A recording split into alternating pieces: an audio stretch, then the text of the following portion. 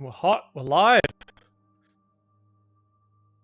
Hello, Pirate Council. May our tall tales please you. When last we left our heroes, they had met Malev, the new ruler of the realm of hither, thither, and yon. And as his first benevolent decree, he offered clemency to our intrepid heroes, which they rejected. He offered them everything their hearts might desire, and they slapped it back in his face and said, "We're coming for you next." So instead, they came to the Palace of Heart's Desire, wandering around the time-stopped splendor that is the seat of power for desire. Though they found what seems to be the source of the curse, a bubbling iron cauldron in the center of a sort of exploded-out palace, they lacked the mechanisms to free its victims. They also seemed to lack the wherewithal to enter certain doorways, some marked with a lion, some marked with a heart, a big deer. We're going to hand wave a little bit here. Pauly's not here this week. We miss him terribly. But we do have others. Yama, do you want to describe what you're looking like currently, just so we can get back into the feel of our intrepid heroes? Yeah, for sure. I think Yama has a very maybe a little bit of a miffed look on his face as he chases Karu and Captain Pauly between many doors which they've been flinging open with abandon. But he is decked out in golden samurai armor. He's got the characteristic red skin of a hobgoblin, graying man bun, and he has like a golden cloak flowing behind him as well. A very aged man covered with battle scars. Very good. Katie, would you like to describe Karu, if that's okay? We can keep it concise if it's difficult at this stage. Yeah, it's fine. Karu is looking very excited. I think from memory, last session he found a very fancy outfit in one of the rooms that he shoved into his duffel bag. So he's pretty excited about all the future balls and dance parties he'll get to wear that at. And he just looks like his standard self. I don't think he's changed much in appearance. Do I still have the little dude with me, or did he bounce? I can't remember. From memory, I think he bounced. I think he went to go back to his people. That makes sense. That's so sad. My little friend. Your little Briganock friend. Yeah, my little friend that made me go fast. That's right. So we have Yama, Karu, Pauly, and of course Lot and Elkhorn running around different rooms, playing essentially small pranks on people, stealing their clothes of these time-stopped victims or these guests of the Palace of Heart's Desire, seemingly in the middle of whatever they were doing, going about their day as time stopped here for all the individuals. They did meet some people out in the waiting area who hadn't been time stopped, who had arrived here after this curse took place, but they were all waiting their turn. The party decided to carry on regardless.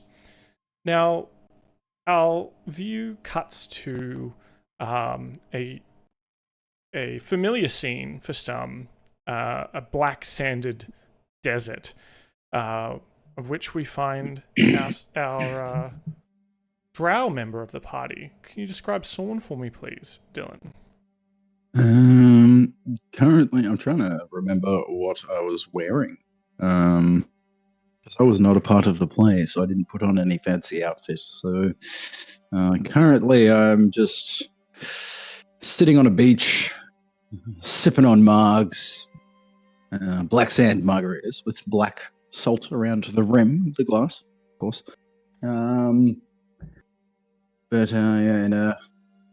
Instead nice. of Himalayan salt, it's that Underdark salt. Yeah, absolutely, of course. Mixed with some activated charcoal. Mm-hmm. She's being very health conscious at the moment. In a nice flowing cloak and a very, very velvety looking vest. But he's actually looking quite relaxed at the moment. He's had a nice nice little holiday while everyone else has been doing their thing and just recuperating a little bit. For some reason, we don't know why. He just had a moment of needed a holiday, much like Pauly at the moment, currently on holiday, enjoying lovely scotch. But yeah, still the same old brooding Sorn. Not much has changed. As you sip margaritas on this sort of beach dreamscape, black smoke and fog kind of billows up to your side. You can kind of see it out of your peripheral. It's not trying to hide from you by any means. And they're almost as if there's no moment between when this being is there and not there and then there. Just they've always been there. Is a sort of faceless figure with horns protruding where the top half of their head should be, and this sort of smoke billowing out around them, standing next to you, watching the sort of endless dreamscape of sand that you see before you. And a moment goes by, or perhaps an eternity, of sort of sitting in quiet contemplation, neither of you acknowledging the other to begin with. Yes, after about a moment, Sorn will look over, notice this being, and just drop his drink. Like, who are you? What are you? Being says,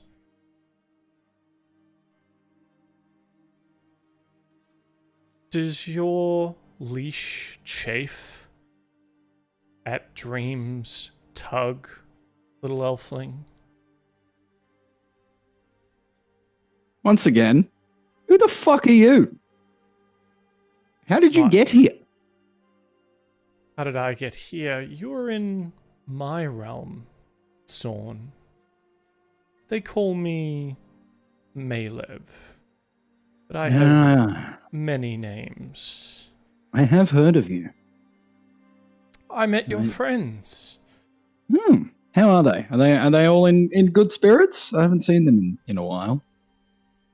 I offered them their heart's desires, but I'm afraid they're more dreamers like you. They want more, or they don't really know what they want. So I come to you to offer you your heart's desire. Turn back from this pointless march. This realm is mine. But good news for you,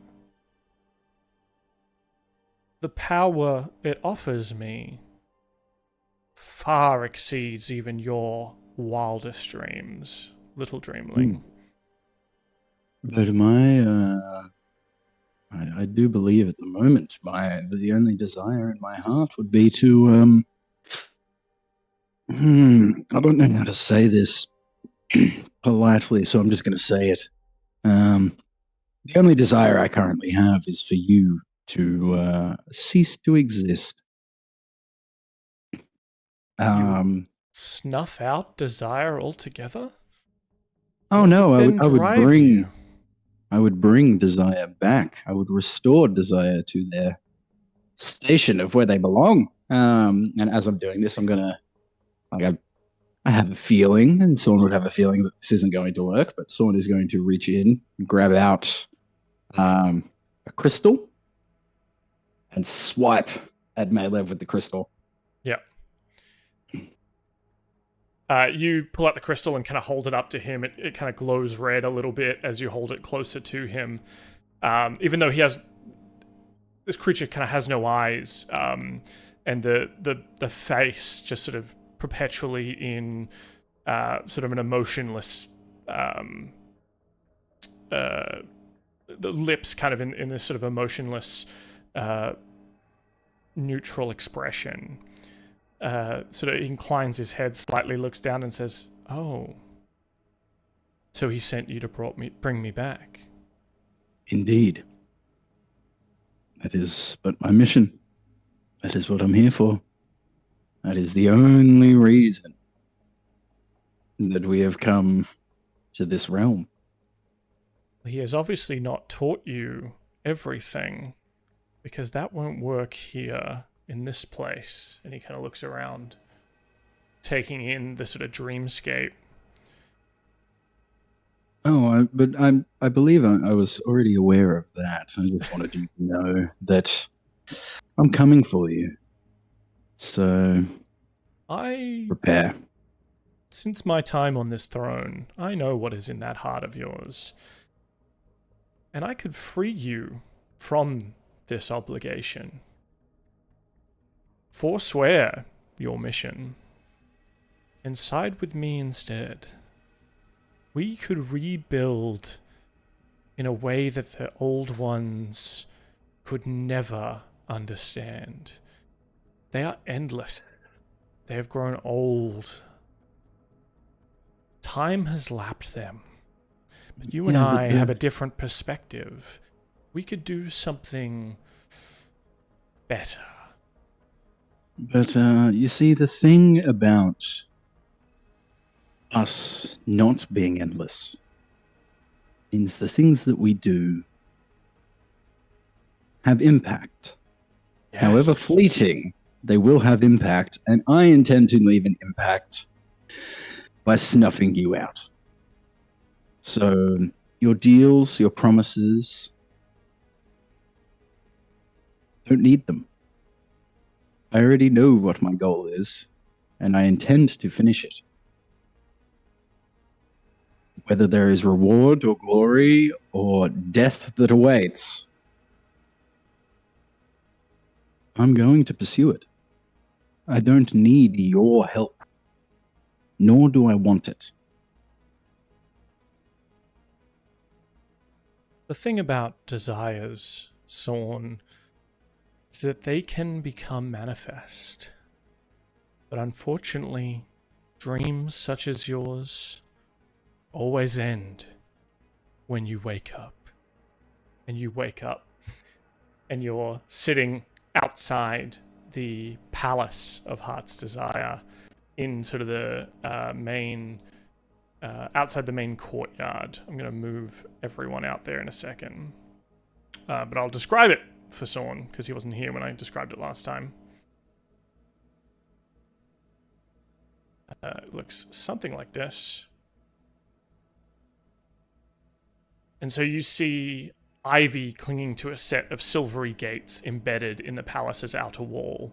A luxuriant garden can be seen beyond the bars of the gates, and the scent of roses, hyacinths sort of waft out from the garden ahead of you, and there's a ring of standing stones rising from flower beds.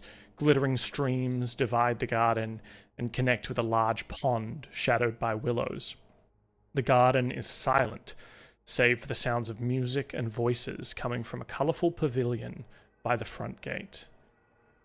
And we'll cut back to our intrepid heroes within the palace itself. I've put Sorn's token in here just so, he's there with you. But what is your plan, Yama and Karu? I believe at this junction we were going up another level. I think so, yeah. Are we on the ground level? Yes, you're on the ground level. Then yeah, I guess our plan was to go up because we'd already I think opened all the doors here.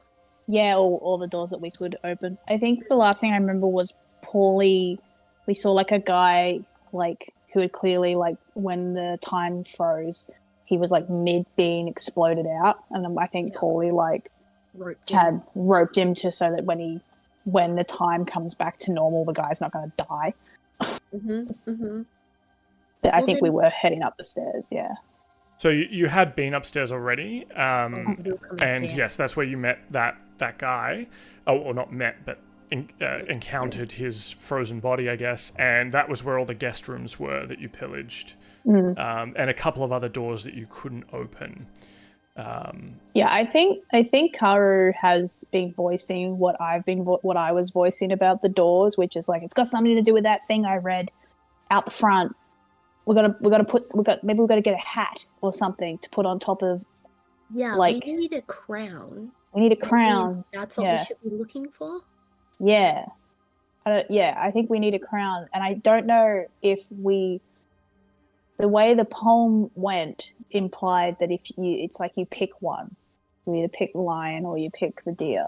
Well, and then all those associated doors would open. Yeah, either that or you can only open doors like that. Like it's like you have one pathway that you can go.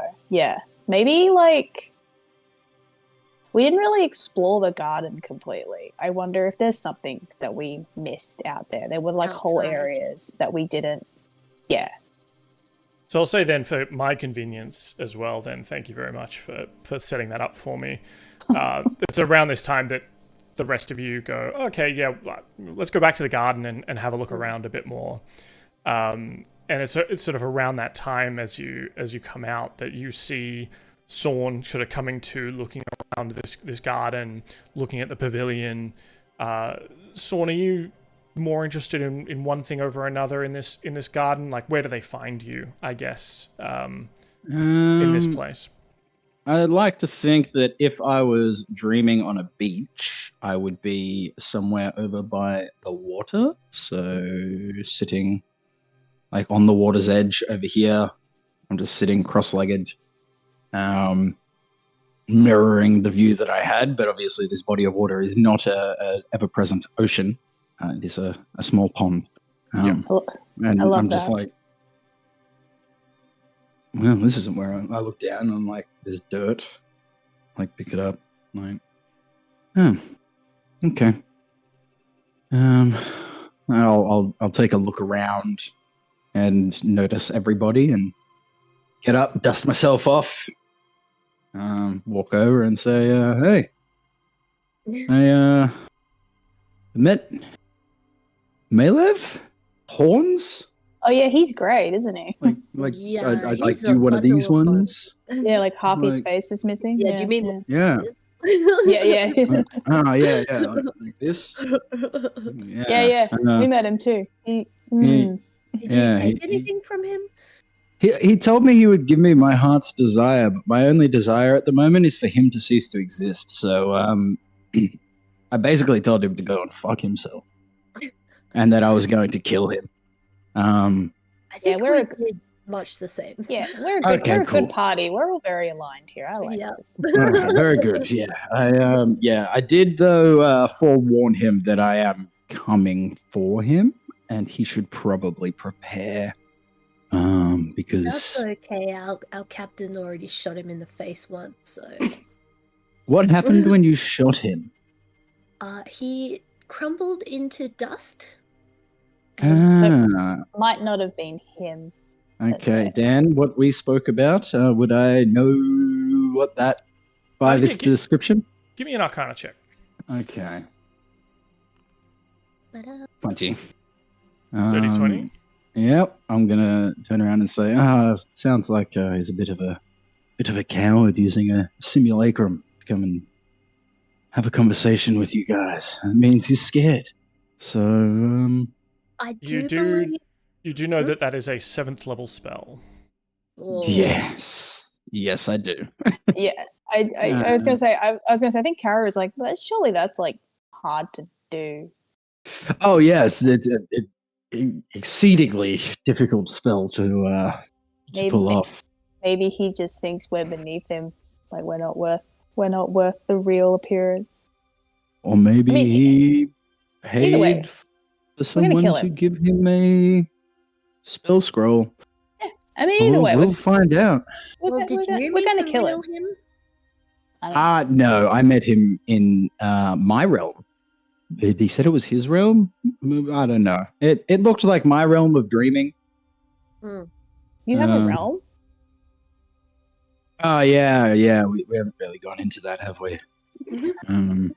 That's how I can do this, and I'll like summon some eldritch energy in my hand, and it's like when I summon the Eldritch energy. Like, I'm going to Eldritch Blast, but like not project it, and it'll be like swirling black sand. Like, this is, yeah, I have a part of the, you know, when you guys go to sleep, the thing that I figured out, like I learned how to do because you gave me that orb. Yeah. Yeah, I own part of that. Huh. Part of that You place. don't mind That's a part of mine. I just want to paint the scene that Karu is actually splashing in that river, that little like he immediately was going to the water, so he's like knee deep, kind of like kicking the water around, and he just kind of like stops and he's just like, what? At that moment, you realize, Karu, and you definitely notice this, that the water does not move like regular water. Yeah, much like the ribbon water from the Witchlight Carnival, it's more like a dough. Yeah, that's why I went right to it, because I remember you saying it was like a jello last time or you something. did like snow angels, right? I did, yeah. So you're just watching him like slow motion, like kicking it kind of thing, because obviously he can't move that well. If you splash it or like lift up the water enough away from the stream, it turns into regular water again. And then as you drop it, it becomes almost like sand-like or dough-like until it like merges back down, like sort of that was that soft sand or the smart sand or whatever it is when it lands back in. My God, I absolutely throw some at Yama.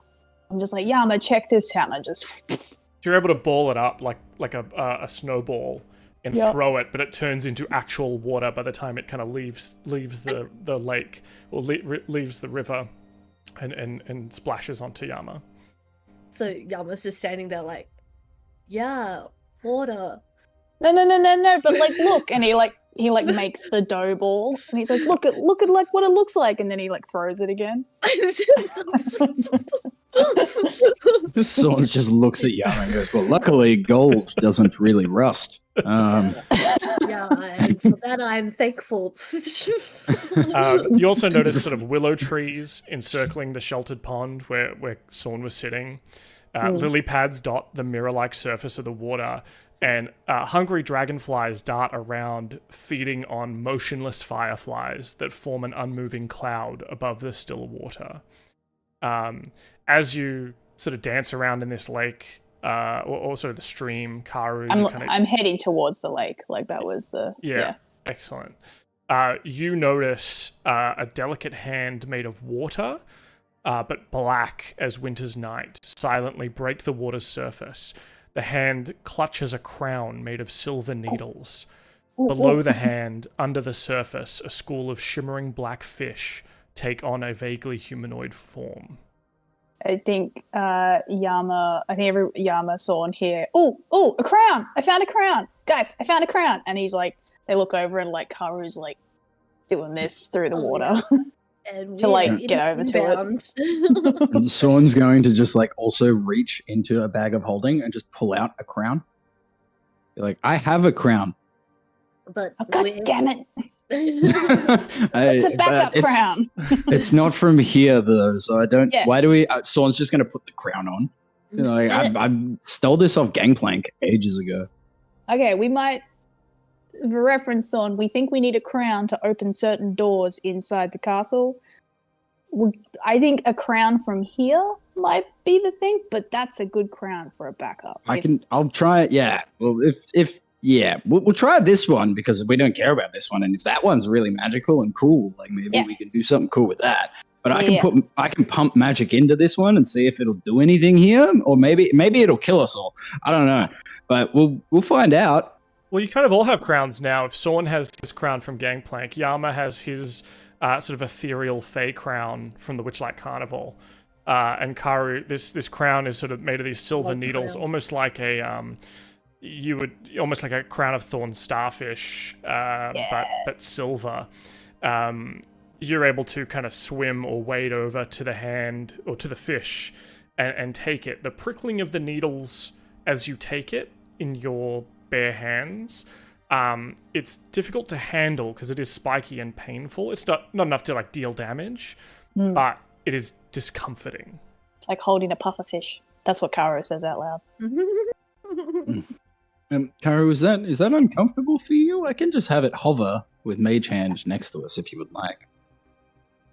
And you just hear, ow, under his breath, ow, ow. It's fine. Can you- No, it's fine. Can you Okay. rest it on your Anyway, head, or is it like... Well, as you're holding it, Karu, in your native tongue, the sort of the sea elf language, you hear a voice, a sort of a gentle voice on the wind or sort of on the river currents, and it says, "The beginning of whenever, the end of ever after, the start of an age, the finale of every moment, the first in history."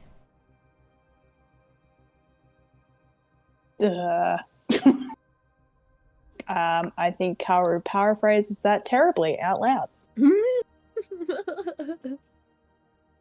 Cool. Ominous. Sorn's going to grab his crown off really quickly and pump some eldritch energy into it, make it black, and then put it back on. It's like, that's better. Oh, Popped thank it in you. the chat, yeah. Thank you. Again?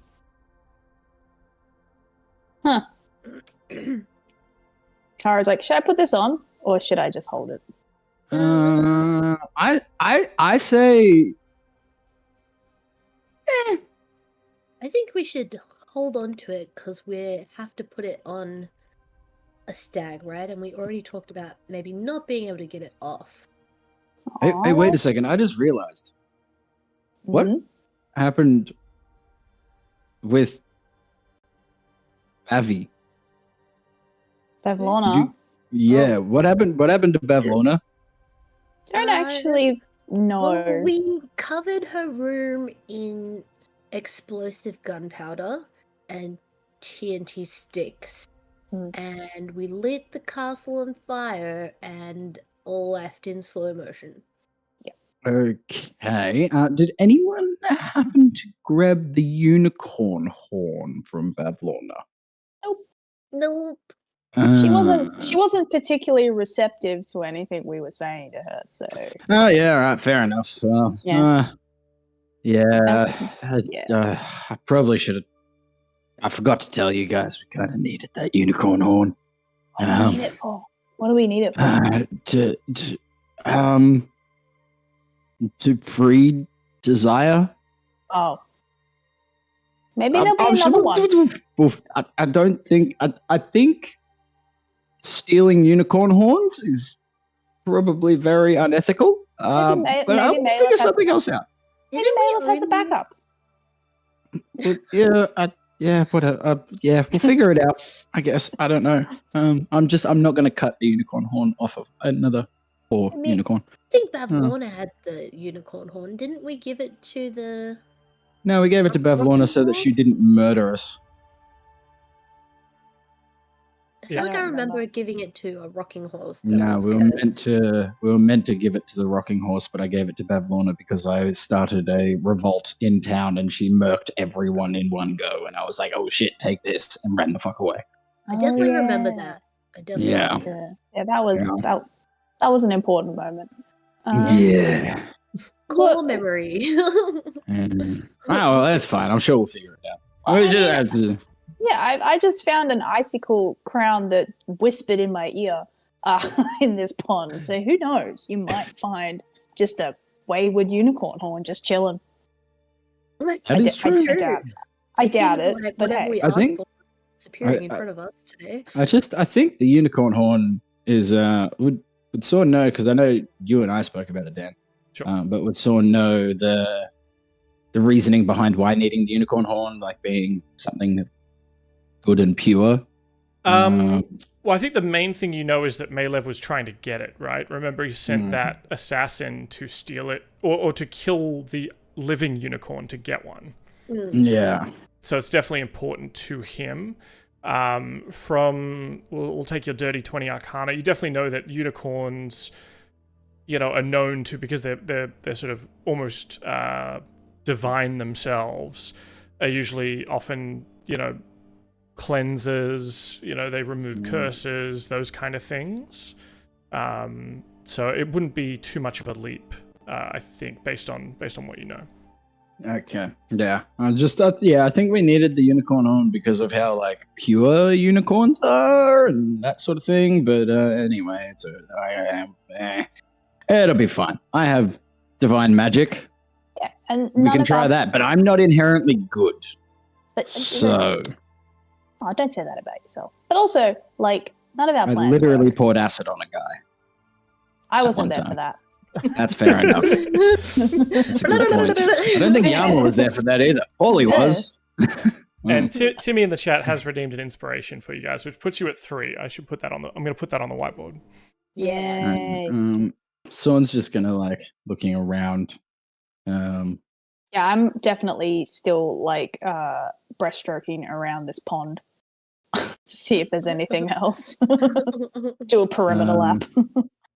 Yeah, Sorn's gonna start make his way like over this way towards this ring of ominous webs with what looks like a fawn playing a pan flute.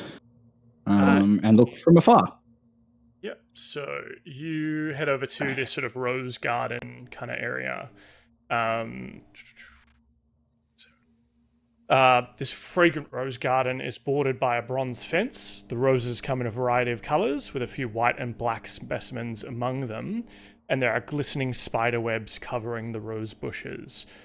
In the heart of the rose garden, coiled around a statue of a prancing satyr holding a set of pipes to his lips, is a thorny vine with 5 roses growing out of it, each one a different color: black, green, blue, red, and white. Can I replicate? Wait, dancing lights only gives me 4, doesn't it?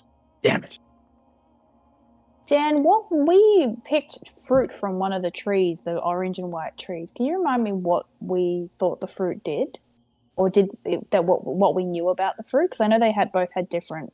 There was gold and silver fruit. Yeah. The gold fruit has an aura of abjuration magic. Divination magic around the gold fruit and abjuration magic around the silver fruit. That's right. I think I Karu like gold fruit. I took a silver one. I know I took a silver one. I think Karu tells Sorn about, like, because Karu, like, sees you go over to this thorn rose area, which he wanted to go to but decided not to, and so he, like, bounds over.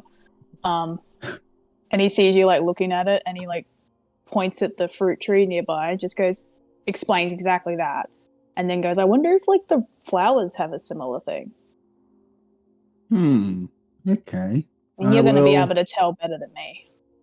Yeah, I'm gonna look at the fruit first. I'm gonna grab one of each and just look at them. Sure. Give me another arcana. And yeah, that's the 18. Yes, you're pretty sure that these fruits are definitely magical. The gold fruit helps you with thinking, and the silver fruit helps your health. But you think they're sort of grown in such a way that trying to consume both will counteract both. So you can only consume one type. Okay, well, I am going to eat a gold fruit. And I'm going to say, and just like, I'm going to take a bite out of the gold fruit and see what it actually definitively does. Sure. So you munch on this gold fruit, you take a couple of bites, and you just become incredibly focused. Almost like, you've just taken your ADD medication. You, in a game sense, you have advantage on wisdom saving throws. Okay, very good. I'm gonna. All right. Well, this one, I feel really zoned in after eating that. Well, okay. And Like Karu pulls out hyper focused. Yeah, Karu pulls out the silver fruit that he has. He's like, "Should I eat this one and see what it does?" I think it'll do something to do with making you healthier or less healthy. I'm not sure. I just know it will do something to your health. I could always do with being healthier. And then he just eats the fruit. All right. You gain 10 temporary hit points. Dope. Ooh. All right, good. Okay. Yeah, I think Karu just like puffs up a bit. He's just like, oh no, this one's good. This one's real good. And then goes and pockets a few more silver ones. He doesn't need to feel smarter. Yama's totally gonna pocket a few more silver ones too. Excellent. So yeah, you're standing in the around these rose bushes, off to obviously there's the stream here, the standing stones to your south. There are these two sort of like stone tower pavilions, one to the southwest, one to the east, and of course the palace itself looming up to the north of you. Sorry, Dan. That's right. Did I get the Eldritch Staff? Because I remember I was meant to run upstairs and grab it, but then I ended up taking my 3 weeks break. The team grabbed it and I think gave it to Lot from memory. Mm-hmm. Yeah. Okay. All right. All good. So she has it, and if you ask her for it, she'll give it to you. But I just wanted to have a look at it and just see. Yep. So you might be able to pull it up in D&D Beyond as just Eldritch Staff. Effectively, it has charges, and you can spend those charges to add extra lightning damage to the staff, like physical attacks.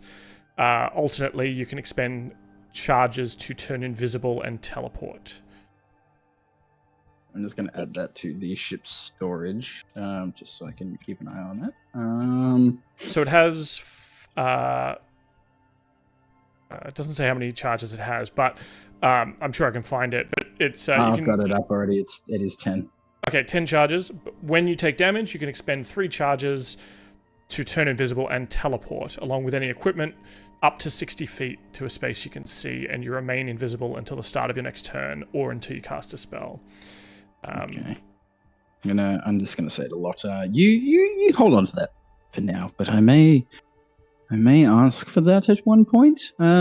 She's like, but yeah, if I do, it's got lightning running through it or something. I thought, I'd hold on to it for you. Yeah, you seem like the lightning guy. Yeah, I like static my fingers a little bit. Yeah, that's me. But if I do take that,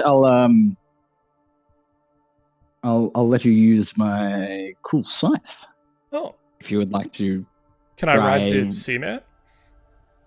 If you can cast the magic. I'll give it a crack. Cool. Anyway, I'm gonna walk across the sludgy water and inspect these roses, like each color of the roses. Sure. I'm gonna do the same, but I'd like to sniff them. Yeah. In my investigation.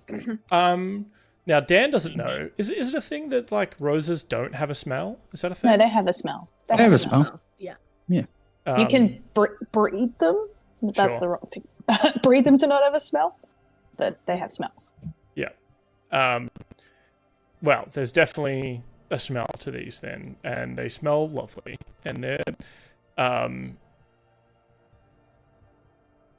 there's these 5 different colored roses on the vine. One black, blue, green, red, and white. As you get closer and have a bit of a look, you have a bit of smell. You kind of smell the black one. It's got like a sort of an acidic kind of tang to it. The blue one almost has or smells kind of like zinc or copper. It's got kind of like, and as you get a little bit closer, I mean, you don't have a lot of hair on your head or definitely not on your arms. But some of the hairs on your little mohawk kind of begin to stand up a little bit. As you smell the green one, you get sort of not a rotten smell, but like a sort of a pungent kind of bad smell coming off that one. The red one looks like, as you get a little bit closer to have a smell, it's almost like a dry desert when you breathe it in. Like a dry sauna. Probably not, Karu's favorite smell. And the white one is, as you get a bit closer, you see that it's actually got little bits of frost around the petals. I think Karu maybe picks the white one out, and then you see him it's like that scene in Spider-Man, the first one, where he's trying to get the web to go, and you just see Karu with this one rose just flicking it to see if he can get it to like is it a wand? And he's just like twirling the. So have you plucked one of the roses? I took one of the white ones, and I'm trying to like. There's just one of each color. So you pluck a white rose, and you flick it. What direction are you flicking it? I'm not at anybody. Not that fucking dumb. Okay. I turn around. I was very worried for a second there. I was like, oh god. No, I'm like no, I'm like flicking it like I can't ping, like over this way, Sure. like not near anyone. As you hold it, you feel you don't feel any cold from the rose itself, but as you flick it, the petals fly off and blanket the area in front of you in a cone of ice, and then you're just left holding a stem. Sick. I may have wasted that. Yeah, someone's gonna just like mage hand pick the rest of them. Yep. And Don't let me near them. put them away in a bag of holding and say, I'm gonna hold on to these for later. If that one did that. As you pick the last one, the vine itself starts to wither and die. Aw. Well, You ruined it, Sorn. that's what I do. I mean, I ruined it first. It's fine. Don't blame it all on Sorn. And the earth starts to move a little bit, Oh god. and 3 creatures kind of climb out from holes in the ground amongst the webs, and they have sort of multiple beady little eyes, clawed hands and feet, and are kind of hunched over and are sort of clicking their sort of like mandibles at you, and they're sort of covered in these webs stemming from them as well. Okay. Nope. Well, I'd like to think that I put the black one in last, so I pull my hand back out with the black one and just continue holding the black rose. Like,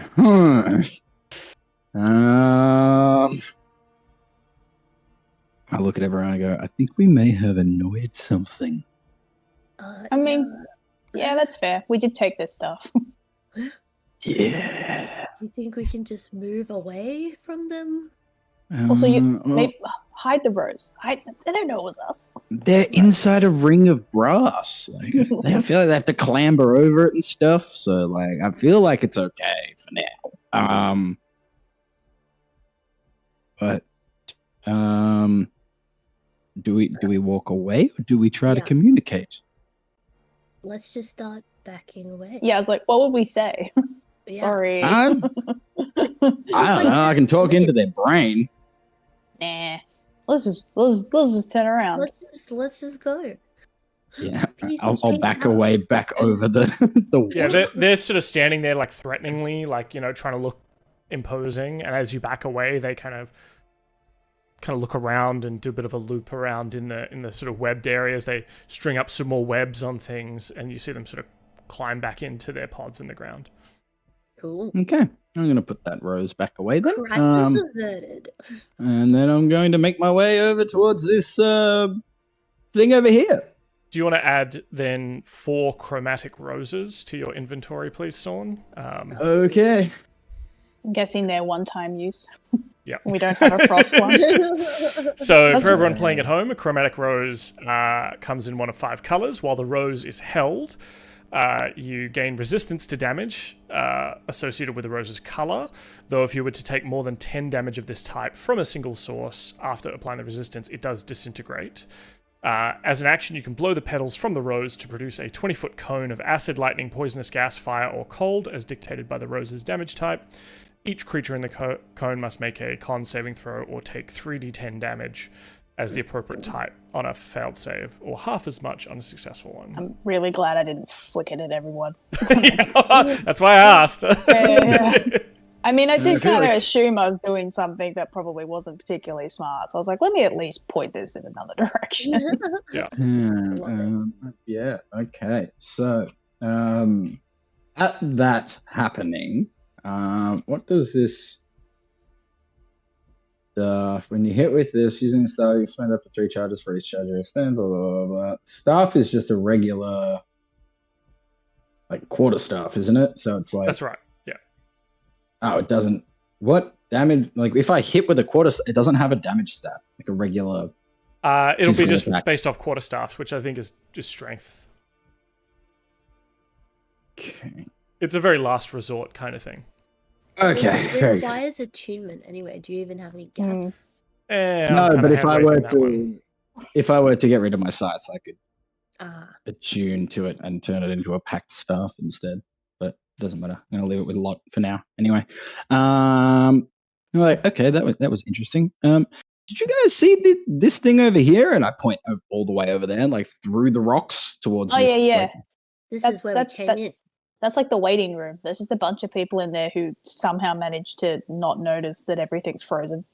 Yeah, Oh, they're eating oh. tea and waiting to see Desire. There's scones in there if you're hungry. But Yeah, you will have to join the very intense debate over jam or cream first. I mean, I feel like I could just walk in there with like a rose in each hand and just like do that and murk everyone. They were fine. It's just a waiting room. You don't have to do that. They're fine. Okay, were just so we don't need to murder them. There was Okay. a present. There was a present in there for us and everything. Like, Ah, and That's true. I forgot about that. yeah, and they didn't open it. Like, there was this like awesome fucking box, and they just left it. Like, that seems like polite. what about this thing then? Over here, and I point it like that building. Oh right, I think it's I don't know, greenhouse. I'm not sure. We didn't go there. Let's check that out. I feel like that's something we should probably look at. And I'm gonna like start making my way up the stairs and get to like the door and stop before I go inside and just like sort of peer in and be like, what is this? So it's a big tower from the outside. There's sort of stairs hugging the outer wall. You have to climb 10 feet up to a big double door. A bronze plaque above the door reads Envy in common. The tower's about 30 feet tall, and it doesn't appear to have a roof. It's just sort of like you don't see a roof from the angle in the garden. It just seems to be a sort of a big column tower. The door does appear to be unlocked. You kind of peek in. Inside, oak trees fill much of the interior of this tower, with rays of light cutting through the canopy, illuminating a marble pedestal that stands at ground level. Swathed in tree roots, a hulking lion, seemingly made of iron, stands on the pedestal, flicking its tail in irritation. You can call us Envy, it says. Oh, hey, MV, what's up? Are you stuck in here? I am to watch over the garden in Desire's absence. Huh. Do you want to help free Desire?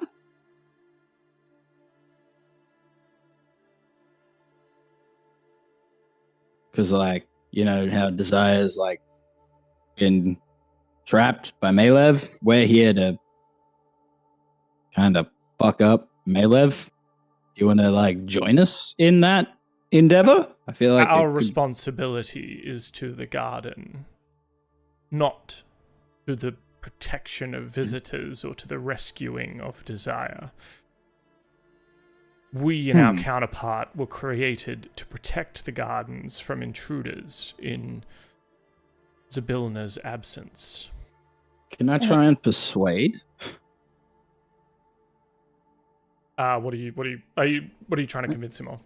I just want to be like, well, I feel like if you were here, like, if you one of Zabilna's, like, for lack of a better word, lackeys, employees, we'll go with much appreciated employee of Zabilna.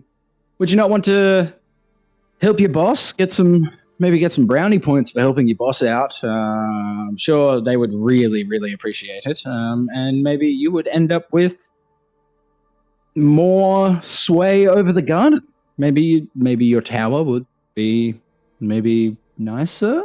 It is quite magnificent as it is right now, but yeah, maybe you'll just get a bit more sway with Zabilna.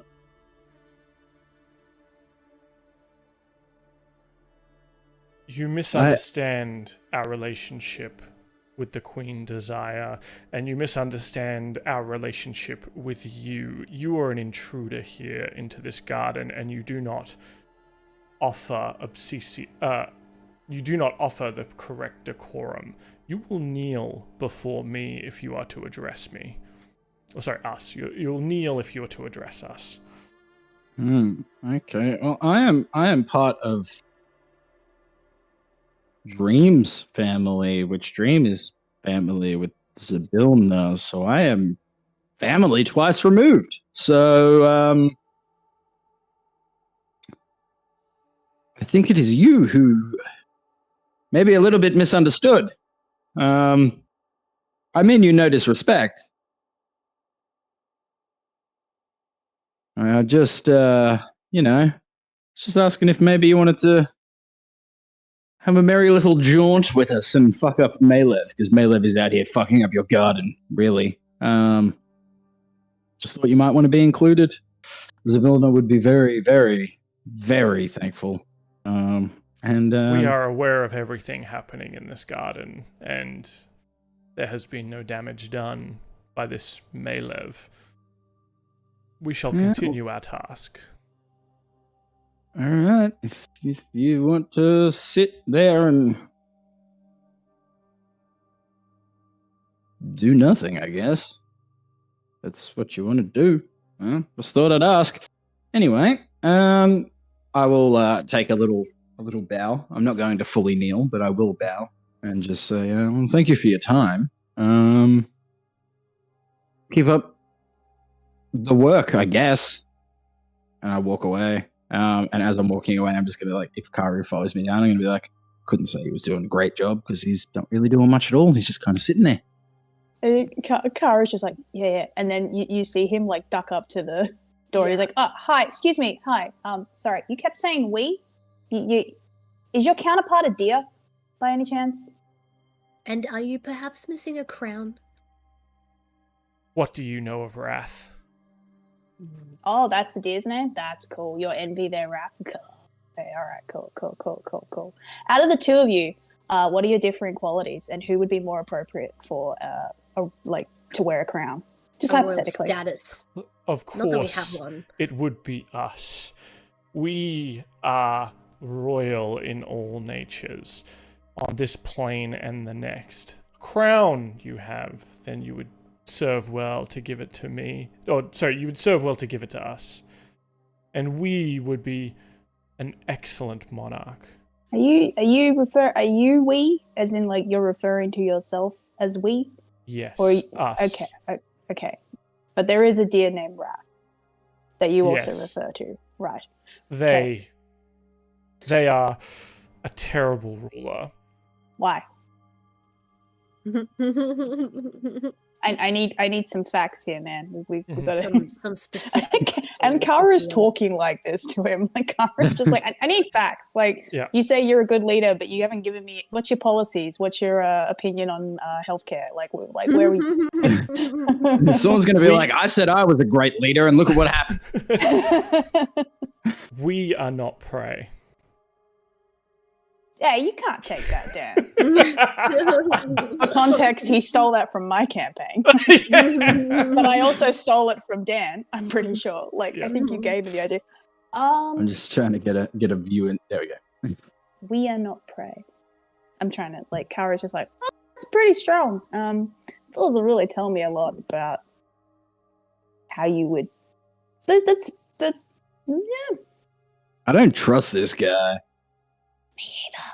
Zybilna created the crown as a key that guests can use to reach certain areas of the palace in her absence.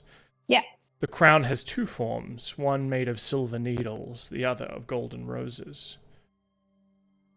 Golden? Wait. Roses. Wait a minute. Yeah, I think Karu like looks down at Sorn like... Sorn's going to start walking back over to the weird spider-webbed rose thorny pit. And just like, he's like, fuck this fucking lion, dude. So there's two crowns. And which one do you prefer? Which one do you think looks best on your head? To transform the crown of needles to its gold form, it must be placed on the brow of the correct Iron Guardian.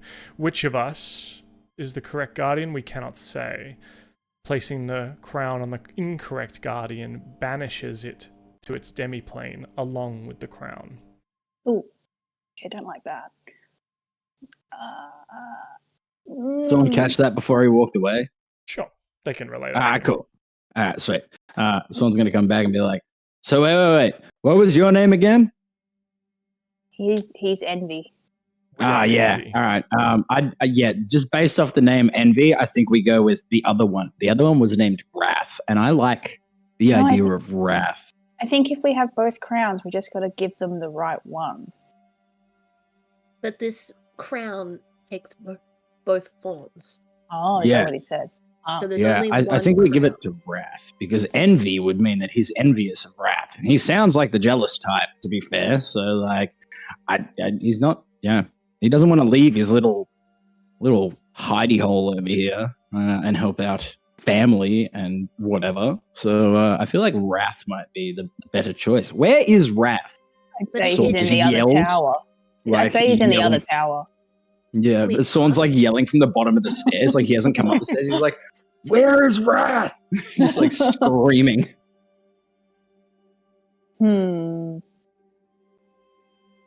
I think Karu's like, I'm gonna guess he's over at that other tower that's on the opposite side of this one.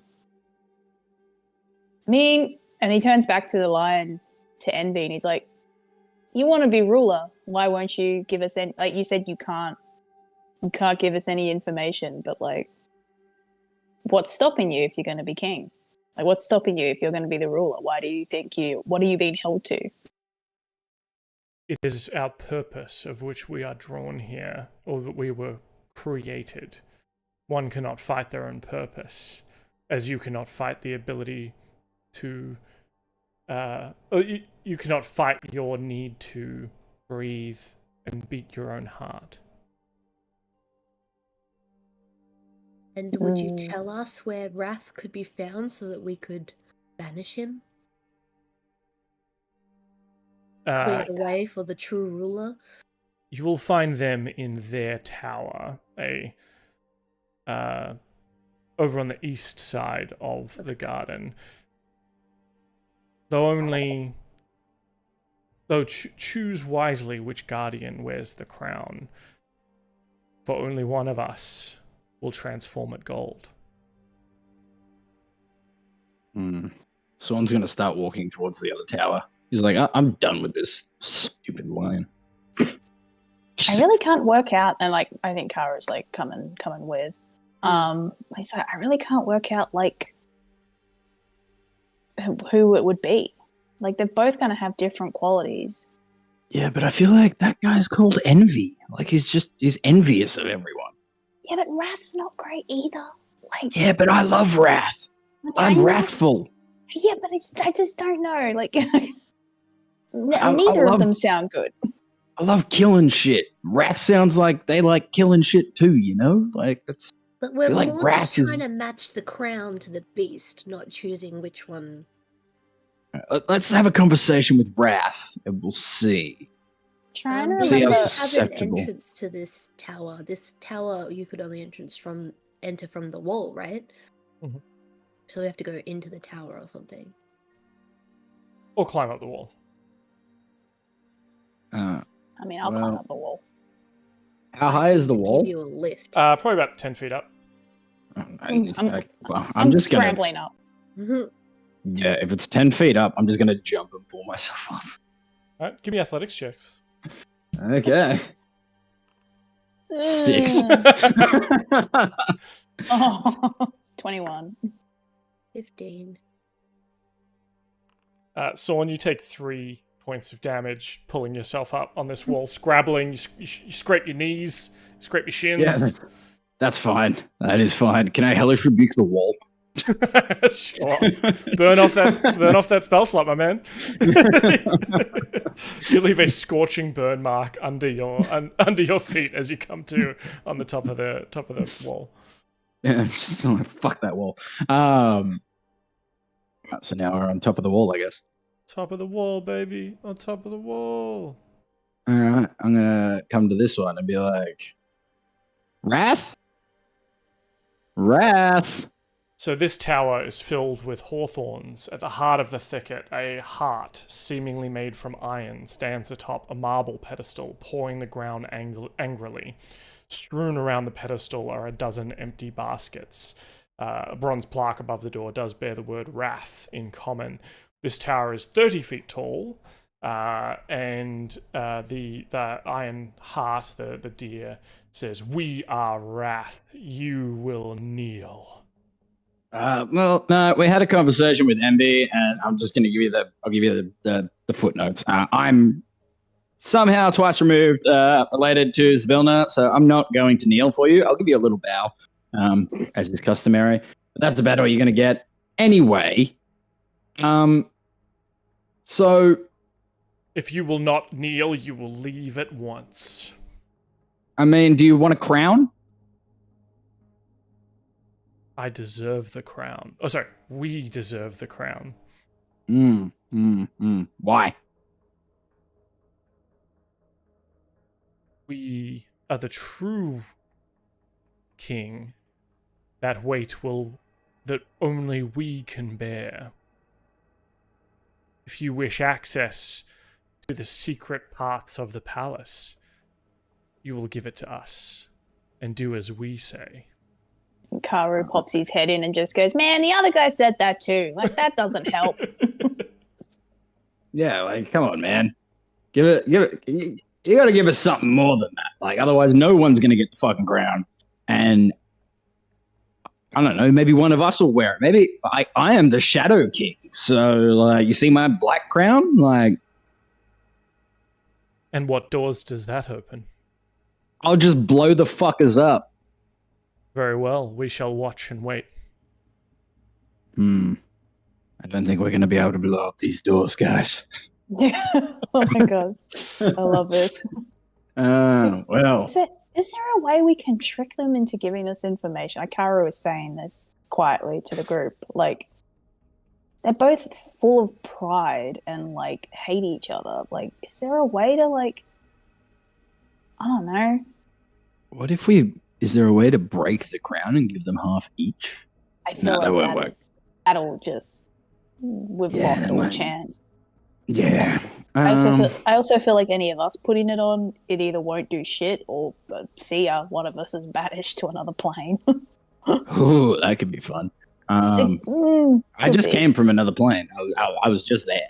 I was on. That's my plane. So I know, yeah, but like anyway. not all of us can plane. I call it my private jet. That must be nice. Yeah, it's like a jet black beach. It's kind of cool. I'll show you sometime. Yeah. Cool. As a DM on a meta level, would you like a hint? Like, are you spinning your wheels here, or do you want to keep going? I would like a hint. I would definitely like a hint because we are going to sit here for 3 hours. That's fine. I just want to make sure. I was like, are we having fun solving this, or is it like you've kind of hit the mud here? It's not that we're not having fun. We're just like, we're dumb. Sure. We want the hints. I've taken too long of a break. Yeah, I would relook at what you heard when you picked up the crown. The beginning of whenever, the end of ever after, the start of an age, the finale of every moment, the first in history.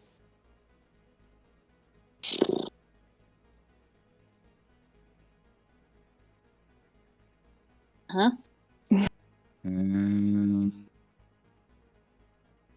I mean, the beginning of whenever.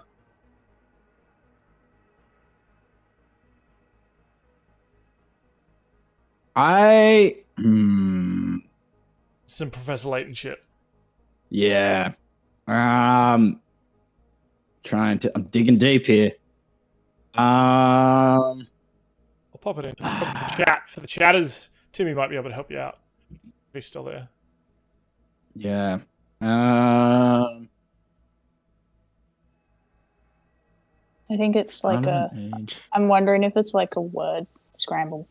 Yeah, that's what I'm thinking, because there's a W, which would be wrath. And there's like a H. Yeah, that's my...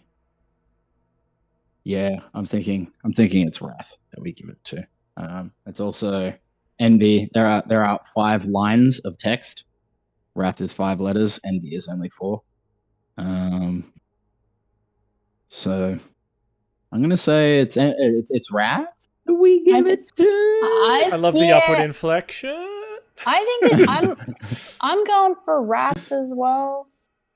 Because, like, the other thing is, like, if it is a word game, wrath has 5 letters. This has 5 lines, but envy only has 4 letters. Yeah. And also there's a W.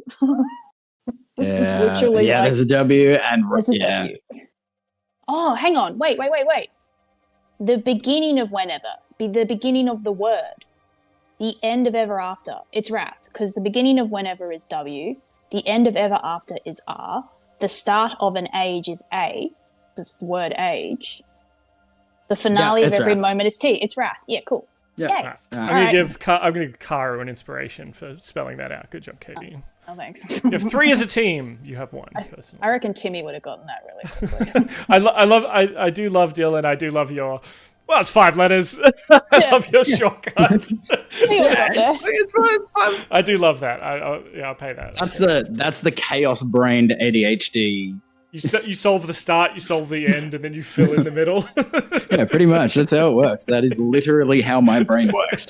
Like, you should see my notes for like some of the random music articles I've been writing. It's just like I've got a beginning and an end, and the middle's just like slowly getting filled out. I'm just like, well, it's making sense.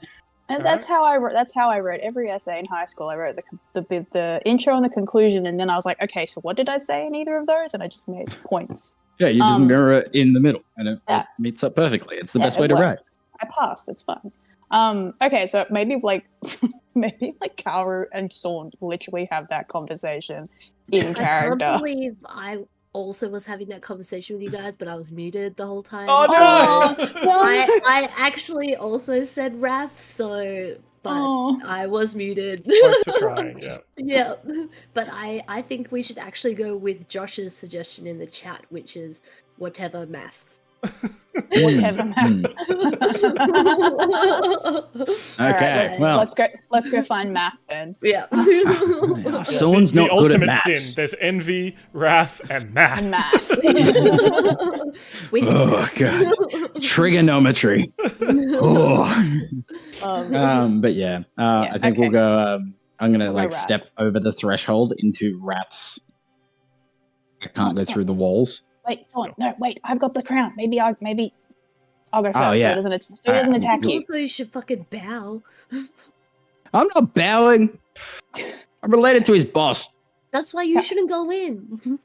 But I'm related to his boss, so maybe he'll protect me. I don't know. Yama, please, for the love of God, pull Sorn back. Yeah, before he gets smushed by a giant deer. And I will step in with the crown in front, like before me, like a ring bearer almost. And I would just, and I don't know, I might do like a little like cross-legged curtsy instead of a bow, and I'll just be like, I believe this is yours. The wrath sort of descends their head to receive the crown. And I put it on and step back. As you put it on and they sort of stand up straight, and you feel a sort of a shake within the grounds of the castle, and the crown transforms from silvery thorns to golden roses. Yes. Yay. And that is in character, just a little fist pump, like, yes, right. Sorn will like high five you with mage hand from outside because Yama's holding him back. Dope. You just feel like an energy tap your hand. Yeah. No, Yama intercepts the mage hand.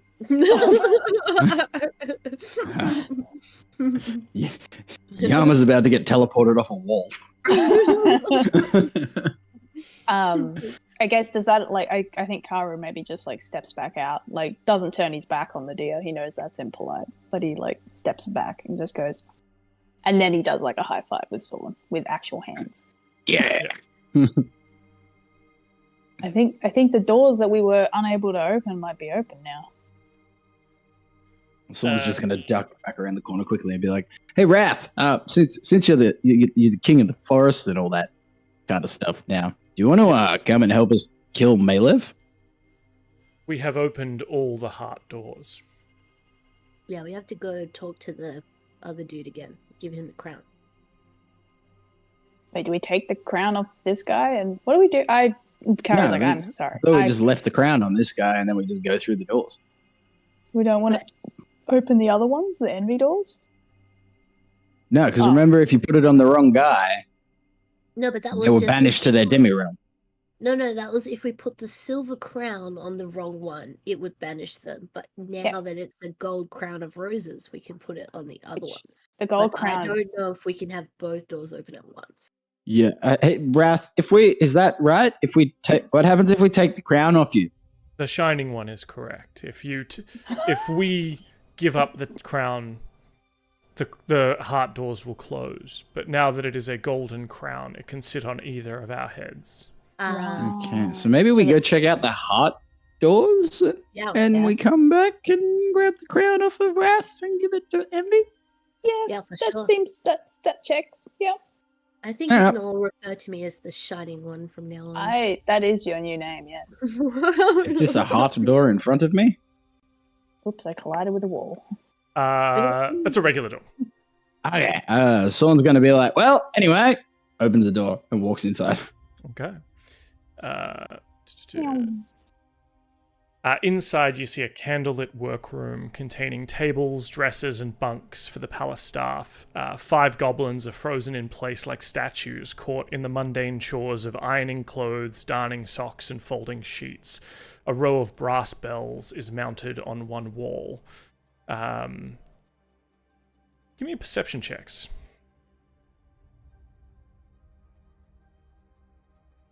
I'm still so mad that I was muted. Constantly thinking about it.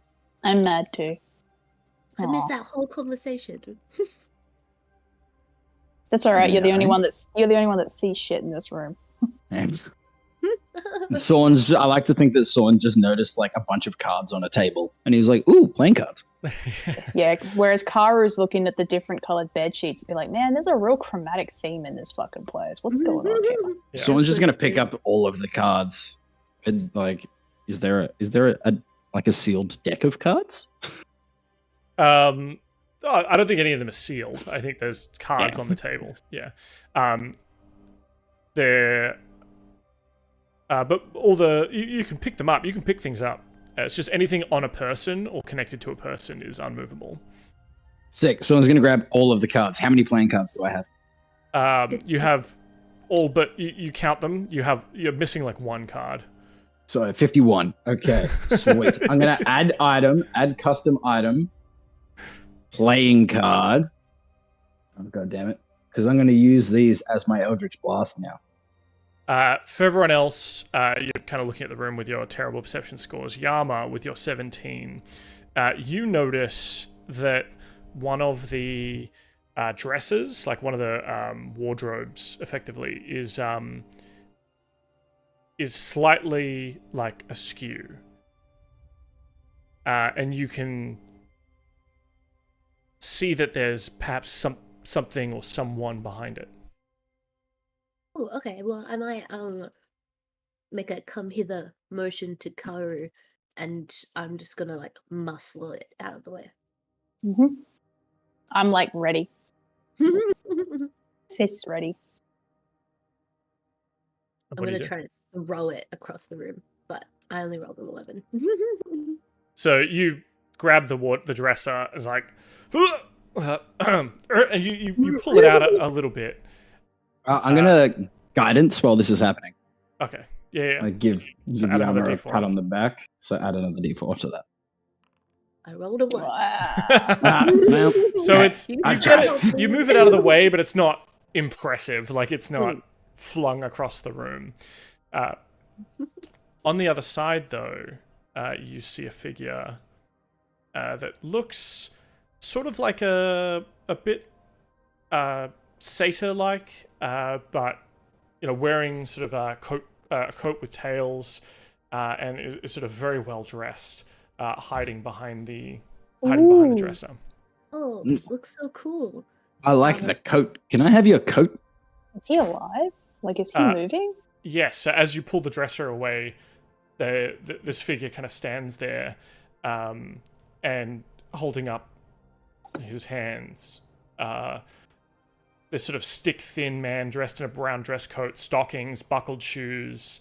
And you can see that even as you've pulled away the dresser, he's sort of flat. Like, not just flat trying to be flat, like he has made himself almost two-dimensional. Whoa. Hiding behind this dresser. And then he sort of becomes three-dimensional again as you all stand there looking at each other. He says, and he kind of straightens his coat and says, yes, excuse me. Are you guests of Zybilna? I believe you perhaps have wandered into the staff quarters. My apologies. All guests should be waiting out the front in the courtyard for my lady's attention. Why are you the only one not frozen? I believe I was not here during the time of the curse. I was away running errands, and I'm sorry, you are? A guest. I'm the Shadow King. I work with Dream.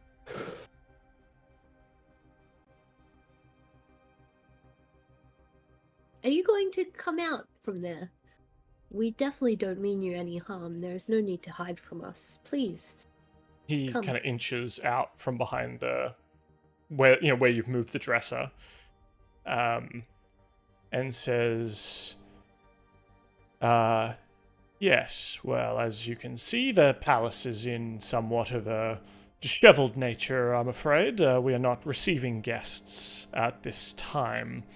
My lady is indisposed, so I will have to request that you perhaps come back another time. We're kind of here to help with that. Yes, Yeah. we have heard she is quite a bit more than indisposed. Ah, I saw her. She's stuck in an hourglass. indeed. Well, perhaps you can help out here, though I'm disinclined to share information about my mistress with strangers. Perhaps if you tell me a bit about actually- yourselves. Our man here is a relation. Yeah. I know, was it Igwilv? Equal? The true name of Desire is Igwilv? Yeah. Yeah. I mean, like, I know their true name. I'm not exactly a stranger. I work with Dream, who is another of the Endless. I possess a portion of his power. So you are more knowledgeable than others. You know her true name. Yeah, Yes, and we we're have not just come some to random. the cauldron. Yeah, we're not random adventurers. We're here with purpose. We're here to help. And you know of the cauldron. We do indeed know of the cauldron.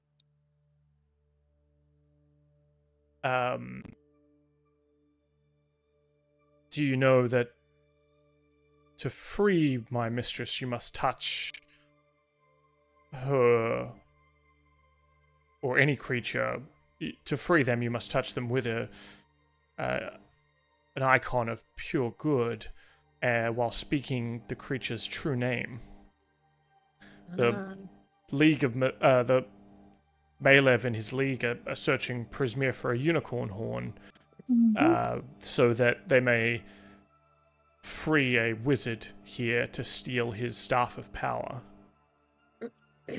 And do you know the wizard's true name here? Because I feel like I could probably free him and get him to Safety. aid us against, or get him to safety, but aid us against Malev. We also have this stuff, and I'll grab the stuff that Lot's just holding, like, right out of her hands. I think at that point, like, Elkhorn will be like, oh, that'll be... Oh, I gotta find his voice again. That'll be Ringle Run. He's from my party. Ah, okay. Why didn't you tell me he had such a cool stuff? Because I thought you might try and steal it. Yeah, look, that's fair enough. I hand back the Eldritch stuff to Lot. That is fair, but I did free you from under the kitchen of the hag that our captain murked. That's some information you probably should have shared with us. I told you that my party and I were assaulting the palace and that I was flung off the mountain. You hadn't really asked who was in my party. You kind of didn't care. Yeah, well, I mean, that's fair. We were fighting that weird dragon thing. So that's right. That's a good point. Yeah. Karu got real big. That was a confusing day. And there was a wind elemental, a fire elemental, some ladybugs. Some ladybugs. Some things happened. It's been a busy couple of days. Yeah, that was a strange one. Okay. Anyway, well, and then I readdress I can't remember the name of this being that was flattened against the wall. You didn't ask. Oh, that's a good point. What is your name? If you give me yours, I'll tell you mine. I am Sorn, the Shadow King. My name is Thinnings. That's very fitting. Head of staff here for my mistress. Okay, Thinnings. Well, do you know if there are any artifacts of great good around that we could try to hinder Malev? Yeah, rescues the people that are currently in time stuck here. I mean, I could try removing a curse. I do have some good magic, but there may be items of that nature that my mistress keeps secure, but I do not know what nature they are. My mistress's secrets are her own. Where would we find somewhere that it would keep things secure?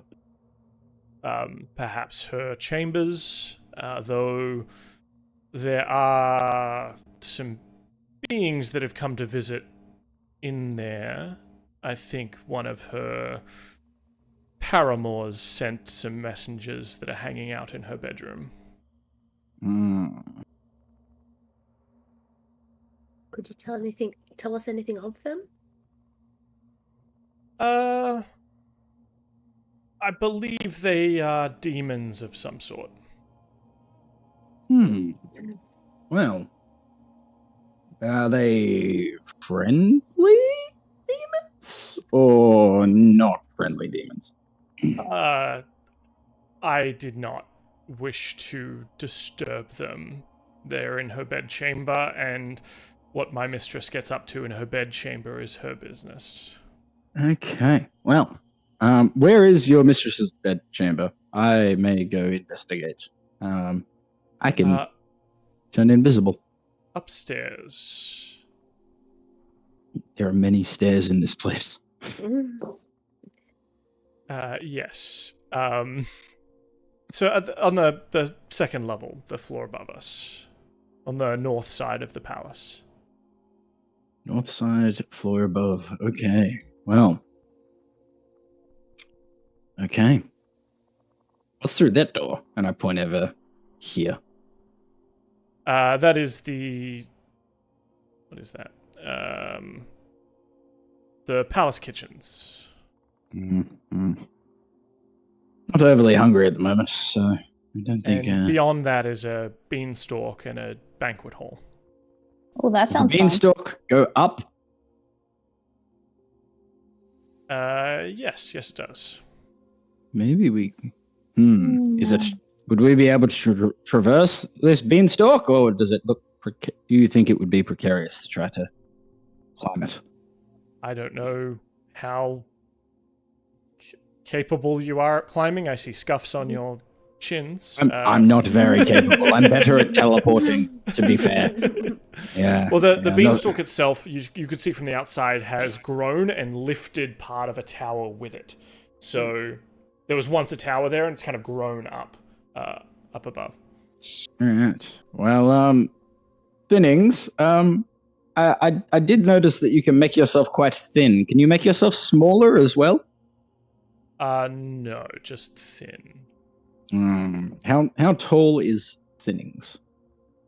He's medium, so he's probably like 5'10" or something like that. He's not like overly tall, but he's. It kind of sounds like how- you're trying to see if you can fit him in your sleeve. So No. I'm trying to see if I could get him like paper thin so that he could like climb in my coat with me, and we could just have him on my back and ask him questions, like Jiminy Cricket.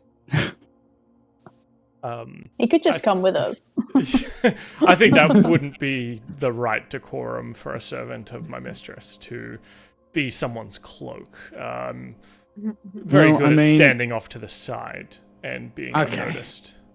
All right. Well, yeah. All right. Fair enough. Follow us, if you wish to, I guess. Give me a persuasion check. Oh, okay. 27. Yeah. Okay. Jesus. Yeah. So he's like, all right. I will. I'll make sure you don't cause my mistress too much trouble. If there's areas off limits, I will let you know. I mean, I feel like you're part of the gang. So like, what kind of trouble could we get up to in here, eh? Hey, Thinnings, what do you think? With a 27, because I have a +10 to persuasion. Lead the way. Oh god, leveling up was great. It gave me Oh a my God. +5 to charisma. God, Yama, more doors to open. Just let me come too. You can open this door. Here, This have door. this one. Have this one. Yeah, that looks like a hallway. Yeah, so there's a hallway with stairs, two different sets of stairs leading up. One of the stairs leads, if you remember, there's sort of a big tower that was kind of jutting out of this storm, and it was kind of held aloft by these walkway stairs leading up to them. And it's a similar kind of, at the end of this corridor, if you walk down it, you see another one of those sort of spiral staircases that goes up. At the same time as this door opens, Sorn's going to boot this door. Okay. Let me describe what you see, Sorn. Oh dear God!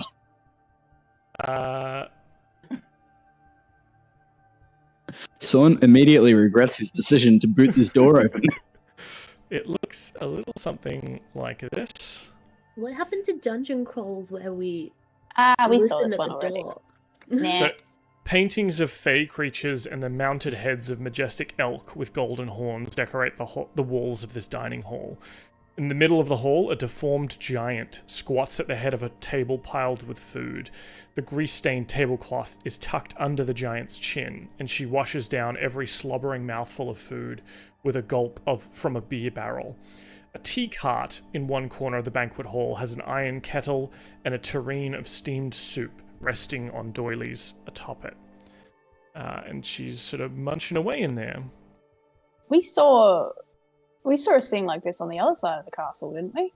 Pauly opened the door on the other end of this hall, poked his I head in didn't- quietly, and then snuck Oh, okay. He didn't kick No. the door in. in. Yeah, I'm gonna look at Thinnings and just be like, "What's with that?" As she looks up as you kick, because you kicked the door in. yeah, I absolutely fucking booted it as hard as I could with 8 strength. Yeah, she sees you and goes, "Oi! More cake! 8 tiers high, lit with blood-red candles and icing white as snow. If you return without it, I'll gobble you instead. See if you taste as sweet as you look." Ooh.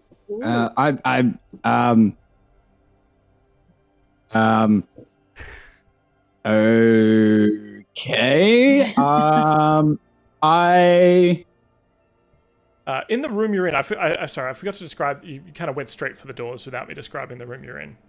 Sorry. Mm. An 8-foot tall, 3-foot diameter, multi-tiered cake rests on a large round table in this kitchen, which also contains a stove and an assortment of mismatched cupboards and work tables. 8 pixies are suspended in midair around the cake, each wearing a chef's hat and a flour-stained apron. 6 of the pixies squeeze cloth tubes that have icing coming out of them. The other 2 hold armfuls of tiny crimson candles. Thick creepers with broad leaves encroach on the kitchen through a partially open door in the middle of a concave wall, so that's to the east. The roots stretch across the floor and coil around the large table, but not around a smaller rectangular wheeled table that has 3 trussed-up giant rats on it. Alright, well, I'm gonna look at the cake. In addition to the large cake, you can also see platters of blue frosted cupcakes, candied apples on sticks, bowls of sugar-glazed button mushrooms, and bottles of evening berry wine. Okay. I'm gonna look at the cake. I'm gonna look at the fucked up looking giant. I'm gonna look at Yama and be like, I feel like you're the only one of us that could actually probably carry that cake without dropping it. Is there anything that we should do to the cake first, perhaps? We could put the rats on it. I was thinking maybe more something that might put it to sleep, or I could I could walk over and pretend to help you carry the cake and then cast sleep. yeah, you could be behind the cake. Perhaps it does look large enough in size to block your. You could be in the cake and you could pop out of it. Punch her in the throat. Plan that before the cake is made, though. Oh, No, that's we a can make cool a idea. I reckon we could take a tear off and haul it out. Here's someone inside. Or I could just go invisible and walk in the room. Or you could just help me carry the cake. Oh, or she might just be fine if we give her the cake. Well, I just want to quiet her, I guess. Yeah. Think we put the cake like here and then close the door and walk away. Yeah, just put the cake in the room. She can get up and get it. Yeah, she's fine. She has legs. She's deformed, but she has legs. She's got to get up at some point to eat her soup, so we She might did as well. threaten to get up and eat me, so like I feel like she can make it to the cake. Yeah, let's just put the cake in the door and then go. Yeah. Yama's just gonna take the cake in, but he's gonna go all the way in and roll some insight checks or perception checks along the way. Well, it is a 8-foot tall cake, so I'm going to need some athletics to. I'm going to give a guidance. I think Karu is going to help. I don't. Okay. It's a big cake. I'm on the other side. Like maybe Yama's going to do it. Karu's like, no. Come on. You don't need it. 20 plus a 4. So you roll with advantage, thanks to Karu. Okay, then it's a 24 still. Yep. Nice. 24 is very good though. So describe to me how you bring the cake into the room. He's bringing it in like super professionally. I think even he might have grabbed like a napkin, a kettle, like to put over his hand. And he's just bringing the cake in super professional. He's looking like a waiter. He goes halfway down the table. And I just want to be like, with the strong arms that I have, he's not giving too much thought to the cake, but he's looking around the room. Sure. So you see, similar to what I described as, there's a door on the opposite side of the room, and there's a door that seems to lead out to some kind of terrace that you can see sort of tables at. You walk past the. Yeah. You walk past the. There is sort of like a little tea cart in here that has utensils, candlesticks, teacups, saucers, bowls, and napkins. Yeah.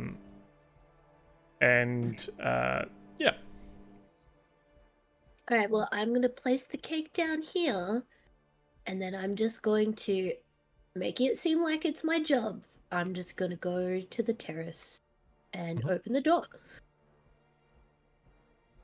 As you go out to the terrace and look outside, you open the door to the terrace. All the utensils on the tea cart stand up and animate, and the tea cart starts rolling slowly out to the terrace. Oh, do I just like step aside and let it go out? Yeah, and it rolls out, and the candlesticks and teacups and saucer and stuff like start making tea. Oh, cool. Can I sniff the tea? I use my tea prowess to maybe recognize the tea. Absolutely, it's some sort of like elven berry tea, almost like a pomegranate kind of style. Okay, well, I might just like take I'm going to take 2 of the teacups that have been filled. Yep. And I'm going to come back into the room and put one next to the cake. And then I'm going to continue Poison in it. past the beast. And I'm just gonna... Yeah, she, once the cake's on the table, she, like, reaches out with one of her long arms, just, like, slices it with her fingers, and just, like, you know, slices it, a slice of cake with her fingers, and just starts shoveling it into her mouth. That's insane. So she's preoccupied, and I'm just gonna open this door. Yeah. Give me an insight check here, Yama. Inside. Or anyone who's kind of watching the big creature. Beastie. Absolutely. 24! That's a natural 20. I got a natural 1 just to balance you out. That's brilliant. And I have to do this. I know Katie's going to hate me. Is it? No, not the soundboard. There you go. With that natty 20, Sorn, you think this is, like, at the rate she's eating, you've probably got 3 hours before she's done. Okay. All right. I'll relay that to everyone telepathically. We should speed up then. Yeah, Yama is just gonna, like, make hand signs and just go through the door. Like, Holding a saucer, a cup of tea. Well, that tea's for him. Yeah. Sorn is like and he literally jumped yelling at Yama telepathically, just think back, bro. Just think what? Think what you want me to hear you say, and I will hear it. Oh, right. Oh, yeah. And he goes, oh, yeah, out loud. And then... and then walks around the... Like, have you walked around the corner? Are you out of my view? No, I'm still just, like, walked through the cool. door. And then he's just going to go, I'm going this way. And he's still, like, gesturing. Alright, cool. Because, yeah, as soon as you walk out of my view, I can't hear your thoughts anymore. I'm going... And then nothing. yeah, I'm going and he's still pointing, and then I'm gonna take a sip of the tea. Yeah, it's lovely and fruity, sort of a very light fruity flavor, and you even hear the teacup as you sip goes ah. Oh, and yeah, and Yama mimics it, and he's gonna wait a little bit to see if his companions follow him while he sips the tea. He's doing like a Slav squat in the hallway. Which is Like how Karu like goes all the way around the edge of the room, so I just like walks straight past the giant, just like, whatever. I had Be Our Guest from the fucking Beauty and the Beast going on in my head when you were describing the tea in the utensils movie. 100%. I didn't want to get copyrighted, yeah. Yeah, nice. That's why I didn't sing it. All right, more doors. So is this bit just a window? This one here? Yeah. Oh, okay. I'm gonna look at I Thinnings and be misunderstood. like, are there stairs down this way? No stairs in the back half of the palace here. Ah, damn it. We've gone the wrong way, guys. Anyway, let's go look at these doors. Kara's up at this door going, holy shit, a massive bird. So this, actually, I forgot to send this. I know you gotta see there we go. There's the little... Oh, that's so cute. Um, I'm stealing that spoon. It looks He's so happy. coming with us. Whether he likes it or not. Spoon's getting kidnapped. dining terrace. Oh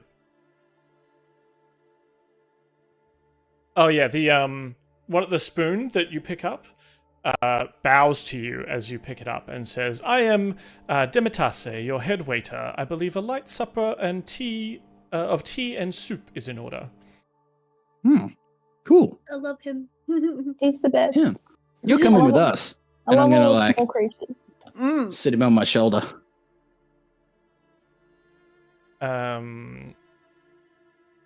Excellent.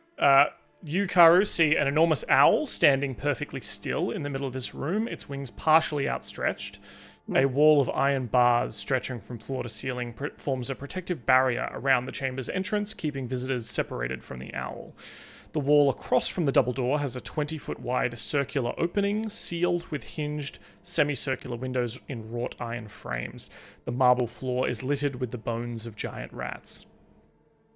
Does Desire fly around on an owl, Sorn?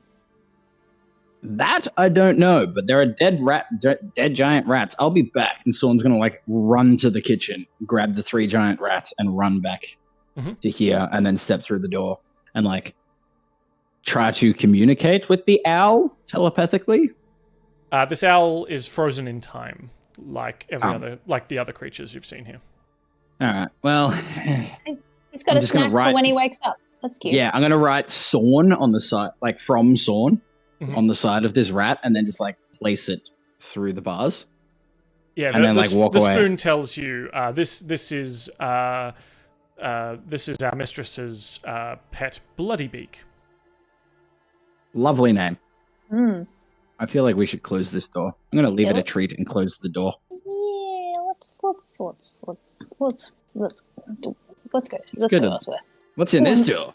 What's in this door? Dunk. I opened a door, and there is someone inside. I opened a door too, don't worry. We're fine. It's fine. Is this guy frozen? Because he doesn't have anything over his token. Let me just double check. That is a heart door that is now unlocked. And you open it up and you have a look in. So I think Pauly walked past this room because the door was locked. The walls of this room are lined with square components holding bundles of rolled paper scrolls. In the middle of the room, an elderly dwarf in grey robes with spectacles resting on the tip of his bulbous nose sits perfectly still behind a writing desk facing the door. The dwarf's quill is dipped halfway into an ink pot and his bloodshot eyes are fixed on a sheet of parchment in front of him.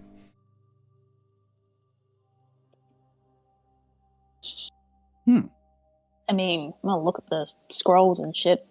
Yeah, I want to read the parchment. Yeah, someone's gonna look for spell scrolls.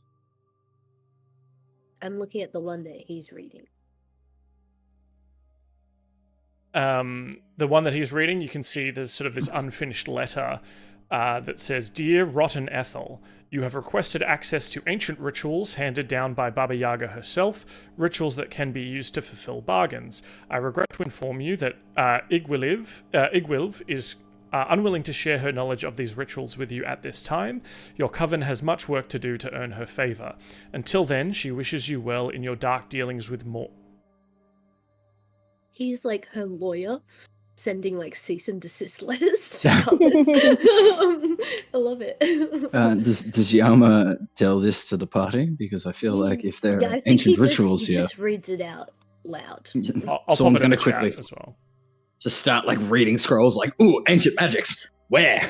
As you pull the scrolls out and have a look at them, these, whilst none of these are spell scrolls, they are all sort of like contracts. Pacts made with warlocks, transcripts of conversations, all written in Infernal, which I think is not an issue for you.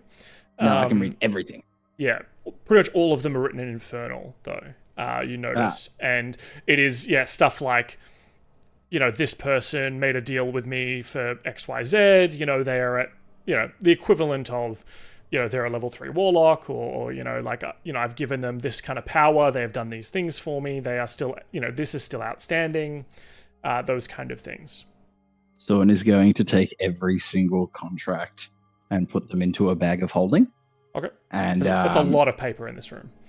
Yeah, I'll take my time to do it. Sure. Because now I am essentially a debt collector. I hold all of the contracts now, so everyone that is contracted is screwed. Are there any that actually stand out to me, though? You do come across one that bears the name... let me just find it.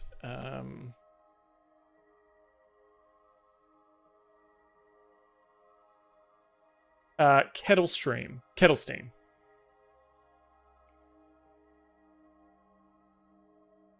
Okay, and I will read that contract. It's pretty much just like a typical kind of warlock, patron warlock contract. Power in exchange for dark deeds and so on. There's a lot of like, Appendix F and C common Fey law 17 summer.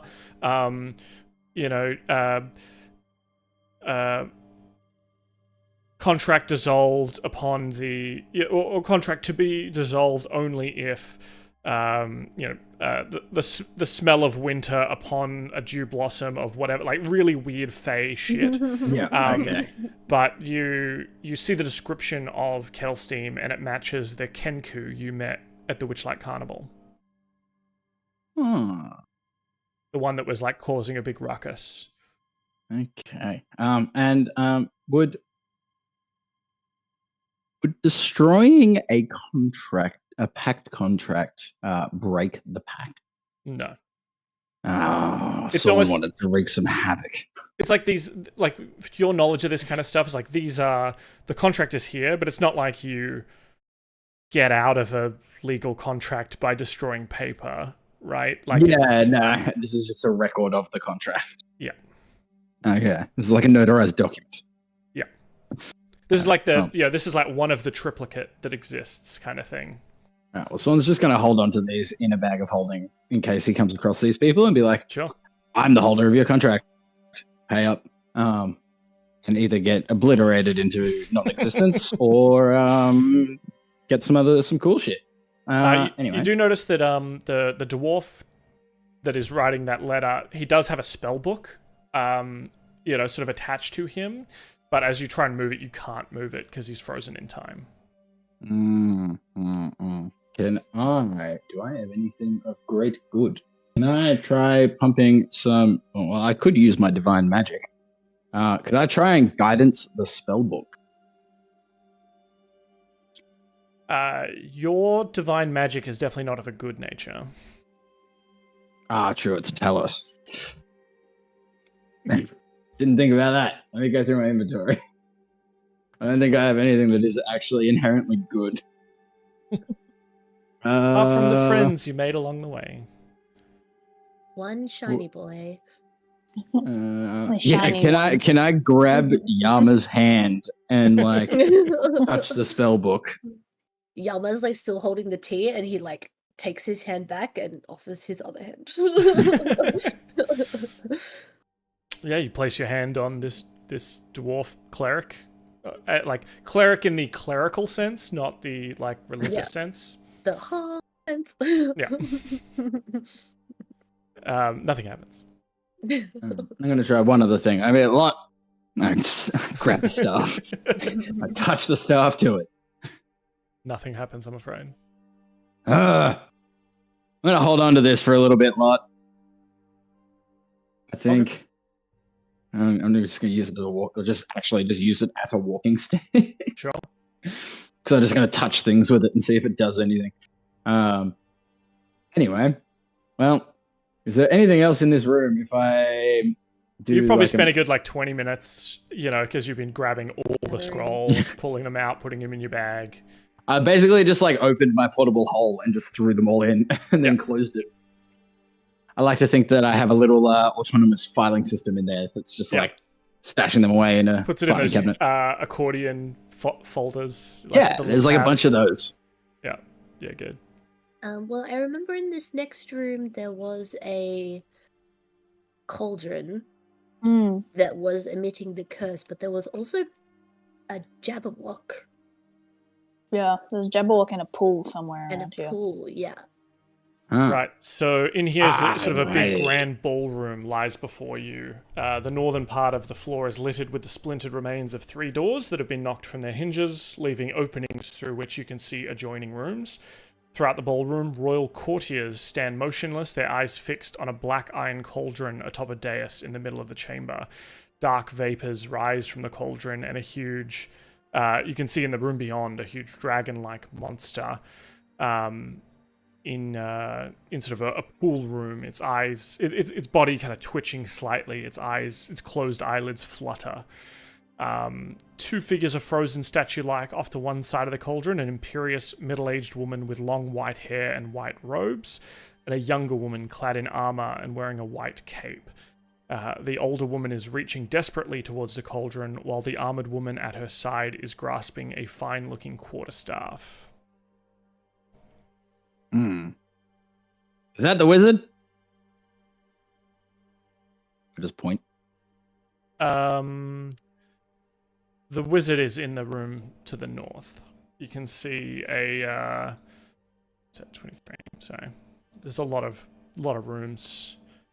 In a room to the north, there's sort of this round table, this marble-topped table ringed by high-backed chairs. Between the table and a curved wall of tall, slender windows stands a motionless, white-haired wizard wielding a staff that has glittering frost erupting from its tip. I'm going to walk over to him, and I want to inspect the staff while holding the Eldritch staff. Sure. And give me an Arcana check. Okay, I am going to really dig deep for this Arcana check. Guidance. It's a 17, and then I got to roll a 1d4. That's a 118 Arcana. Yeah, you've probably heard of something like this before. This is a Staff of Power. Staff of Power. Usually similar to the staff you have, but quite a lot more powerful. It has a number of spells that it can do beyond just the one you have, which can do a bit of lightning damage or teleport you. With an 18, I think it's a Staff of Power, but you probably don't know exactly what kind of spells it can do. You know it can probably cast like Cone of Cold, Fireball, but also other things that, I'm gonna touch the stuff. Sure. Touch the stuff. Yeah. It's frozen. You can't move it out of his hands. You can't even like move it to the side. It has no give whatsoever. As you move your hand close to the cold that's kind of erupting from it, though, your hand does feel a little cold, but nothing crazy. Okay. So this spell is not technically a curse. I'm going to try and pump a... Oh, do I burn the spell slot?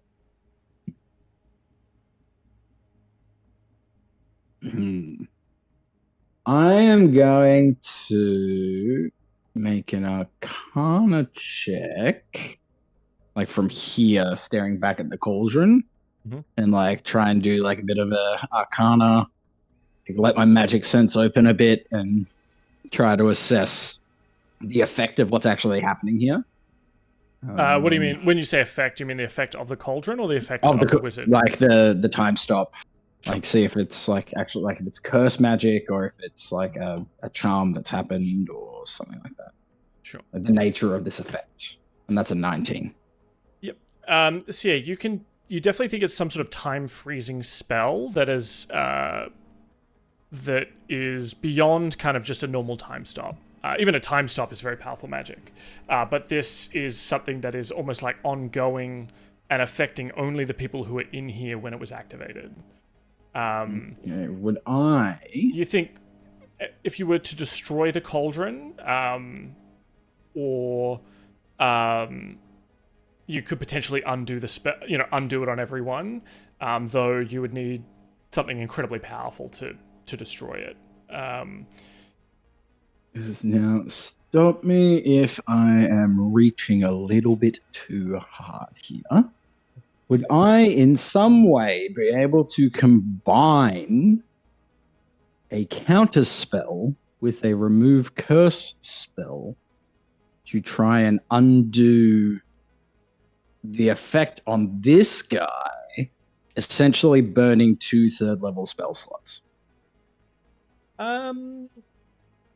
Excellent question.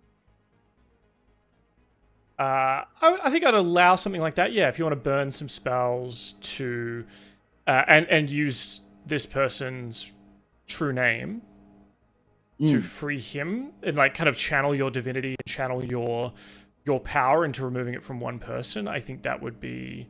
I think I would allow that. Okay. I'm gonna relay that to the party and say I believe I could potentially free him, but it would take a lot of energy to do.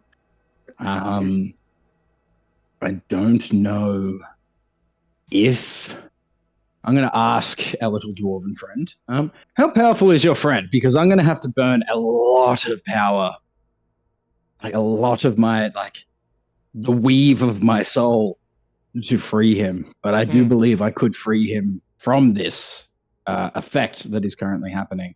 Only him, though. I mean, he'd be a powerful ally. He's one of the greats. There's a lot of powerful magic at his disposal. I don't know if he'd be able to. I don't know what he'd be able to do to help us further, but beyond just he'd have spells that would aid us in any coming battles. We'd also be taking a piece away from Malev. Yeah, that's what I'm thinking. I'm thinking maybe I free him and. You know what I was thinking? Why is the giant not frozen, but it knew about the cake that the frozen people were making? I love that question. We didn't think about that before. Just like everyone's frozen, including the people who were making that cake, and then the giant's like, you gotta get me this cake that's exactly like a cake that the people were making, but I'm not frozen. And the exact description. Karu is having a little bit of a I've had 2 edibles and I'm starting to see through things moment. I think that silver fruit's kicking in. Also, why is the Jabberwock? Why are its eyes moving? Yeah, the Jabberwock was okay, right? The Jabberwock was moving, wasn't it? Like it's not frozen. It's not frozen. It's not frozen, no. Yeah, so okay. It's like lying there almost like asleep. Yeah. We could ask Thinnings about the ogre, the giant or whatever, surely. Thinnings? I mean, not to discredit like unfreezing this wizard dude, so I'm sorry, I was kind of no, that's all good. Like when you got to get a thought out, I'm sorry, like I think it. Yeah, because I don't know if it means anything. I don't. So I'll show you the other people in this room as well that I described. There was sort of a woman. Dressed kind of like this, very sort of knight clerical armor style. And then there's also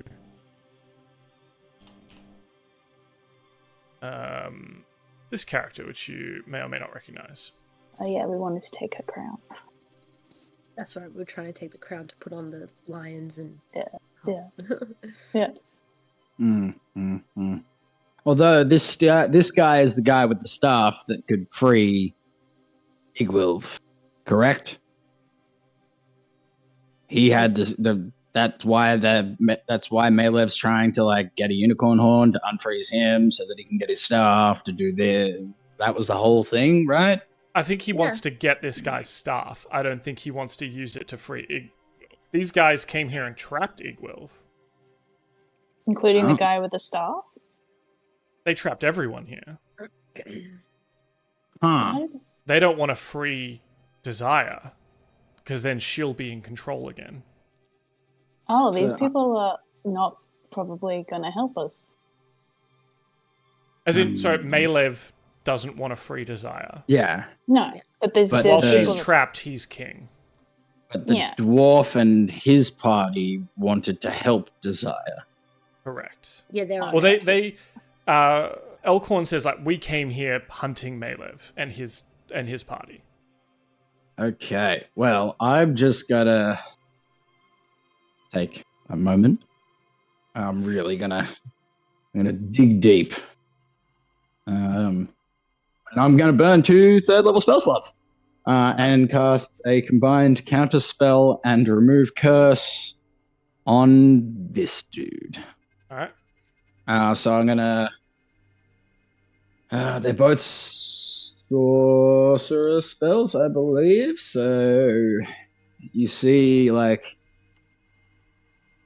I'm gonna combine my warlock magic with it as well, and you see it like black sand swirling with like in one hand, and then a ball of lightning in the other, and I'm gonna combine them together, so you end up with like essentially a black glass crystal, and then I'm going to touch him with the crystal, and the crystal will shatter. And that's how I'm going to use my combine. And so the two, you say his name, and I say his name. Okay. Well, what's everyone else doing while Sorn is doing this? I think Karu is still talking about his weird theory about the. I think he's saying maybe this freezing spell or whatever only works on like humanoid sized creatures, and that's why the Jabberwock and the giant aren't frozen. Yeah. Whereabouts is the person Sorn is freeing? Up to the north the of top. you. North of it. Oh, okay. Then I will be between the two here. Okay. All right, so Sorn, you're sort of that magical lightning, a bit of sort of that divine energy. You dig deep. You say the wizard's name as you sort of channel your divine energy into his frozen form, and a blast of cold air erupts from the staff in the wizard's hand. I'm gonna need Yama, Lot, and Karu. Knew this was gonna happen. I fucking knew it. Sorn is standing to the side, which is very nice. Can you all make a Constitution saving throw for me, please? I was like, I should probably not stand in the light. Nah, it's fine.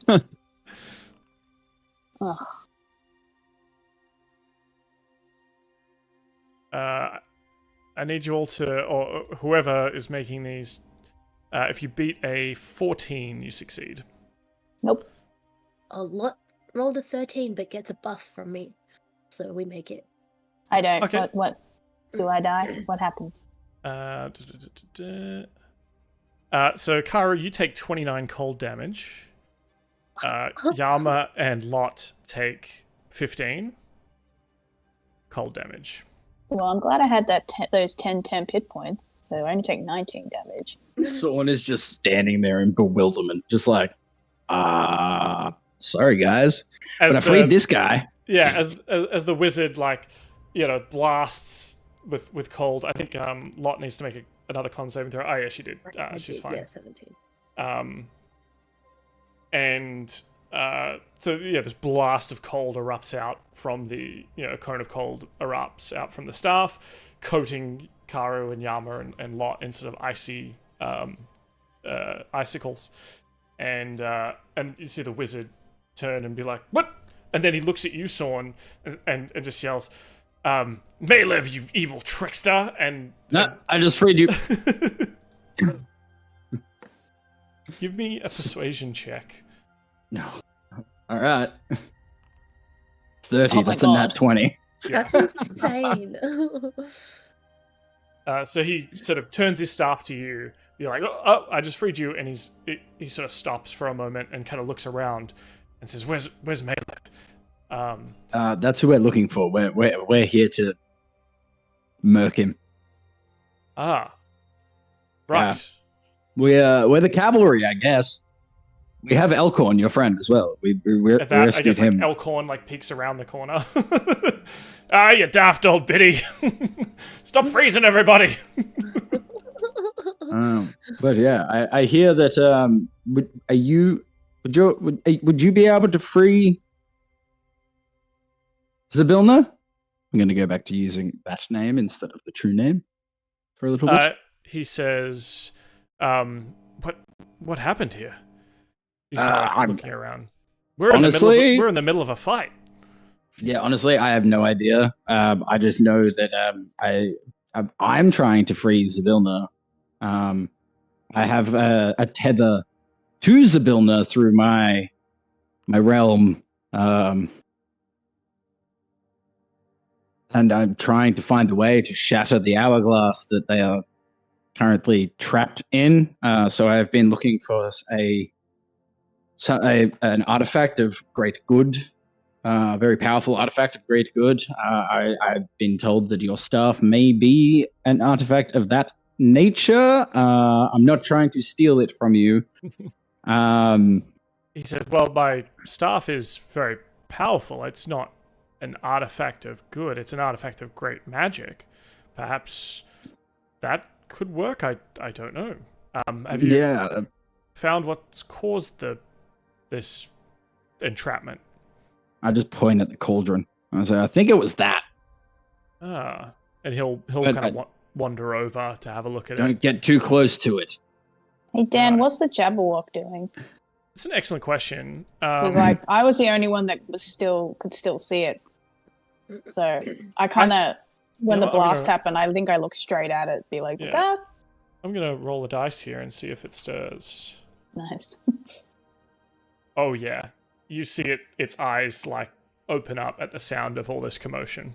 I feel like before the wizard can even get to where you've moved him, Karu like puts his hand to stop everybody, and he's just like, oh, we have company. So the Jabberwock starts sort of crawling out of its hot springs, and kind of starts looking around. Does it see you? Do you move? I do the Jurassic Park, like, don't move, it can't see it, so we don't move. Like, after I put my hand out, like, under my breath, I'm just like, we've got company, like, I'm not, Alright, give me a stealth check. You're out in the open, so it's going to be a disadvantage. No, that's fair. He might have caught me moving. I'm just going to do it twice, because I know it does it weirdly. 13. It locks eyes with you with its sort of blank, evil stare, and I think we're going to have to roll initiative here. Shit.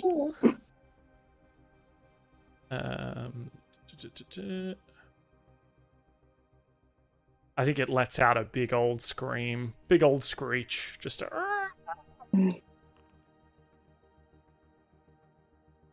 So yeah, roll initiative. Change the tune to some combat music. 6. 5. 8. Wow, I actually beat everybody for once. What the hell? Is one of us going to play Pauly? Sure. I'll put That sounds too hard. Yeah, Pauly and Thinnings are over here. Like, Pauly's just going like, so, have you ever considered, like, being a butler on a pirate ship? Because I think... Oh my god, yes. Yes, love that. All right. The Jabberwock gets to go first. We love that for him. Wonder who he's going to go for. Yeah, well, he sees you. Little tasty morsel. Tasty fish. Exactly. I love seafood. How are you? You're not within 30 feet. That's fine. So he levels his gaze on you, and just a line of fire lances out from his eyes. I need you to make a dexterity saving throw, please. Okay. DC 18. I'm good. So instead of taking 29 damage, you're going to take 14 fire damage. Awesome. And that's his turn. Oh, I should have begun combat. Why didn't I begin combat? Thinnings and Pauly just chilling. Yama and Lot, what are you up to? Lot is going to hit me with a heal. So that's minor heal. Please roll that for me. 11, thanks.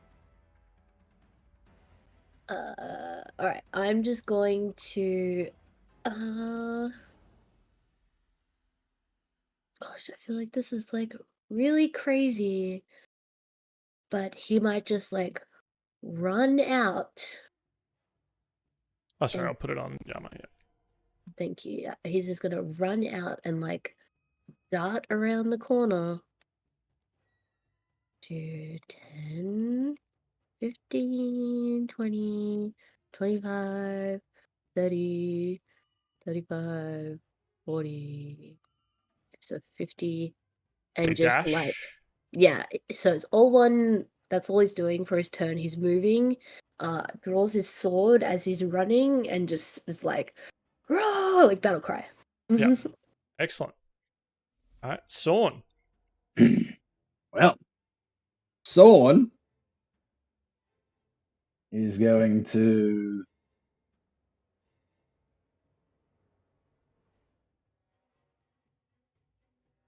I can still see.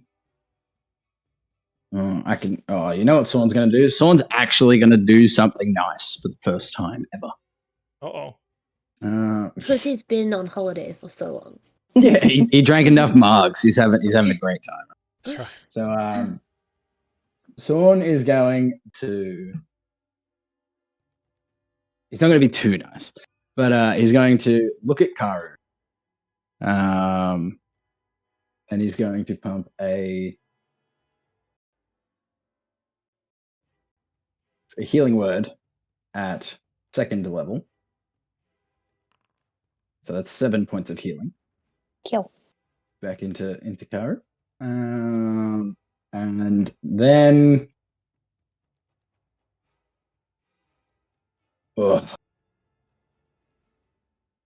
can I, in the same thing, throw the staff back to Lot?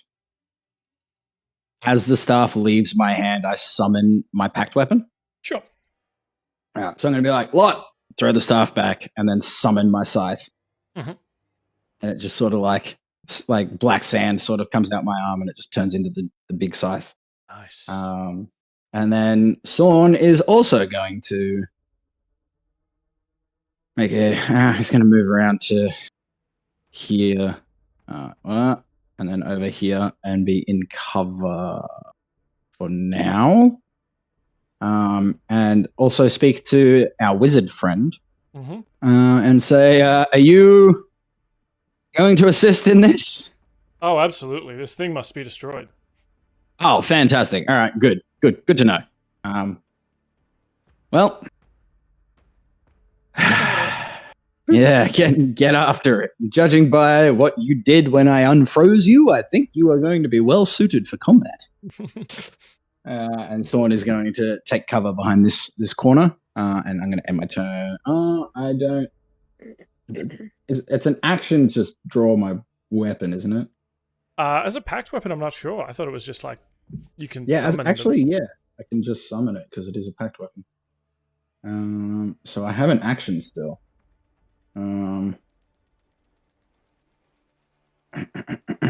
Ooh.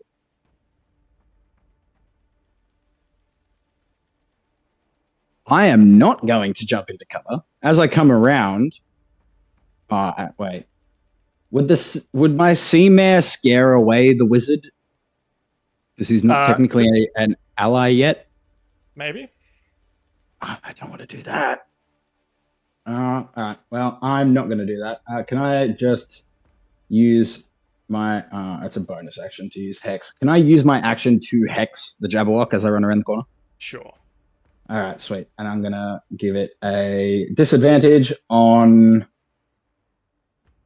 What are we thinking, guys? We're thinking. What are your moves affect? Wisdom? Minor wisdom, generally. Yeah, I'm going to give it a disadvantage on wisdom. Yeah, so it's hexed as well. And I'm just like chilling in cover, ready for whatever happens next. And I'm going to end my turn there. All right. Karu. Bonus action, I'm going to cast a Crimson Rite of cold damage on my cutlass. Okay, 5 necrotic damage. Wah. For myself. And I'm not even gonna measure it because Karu can just fucking run now. And I'm just gonna come right up to it, right next to Yama. Yes, stand and bang. Wait, no, that's too far. And I'm gonna stab it, hopefully. With my action. So first stab is cool, is a crit.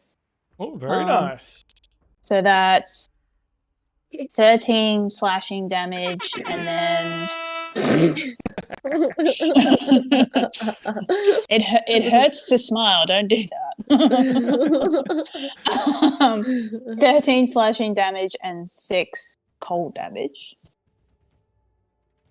And then I will do my second attack, all in the same action. 21. I assume that hits. 21 hits. Yep. 14 slashing damage and 4 cold damage. And then this costs no action to do, but because I've hit him with a weapon that has an active right on it, I can sear an arcane brand into the creature. Ooh.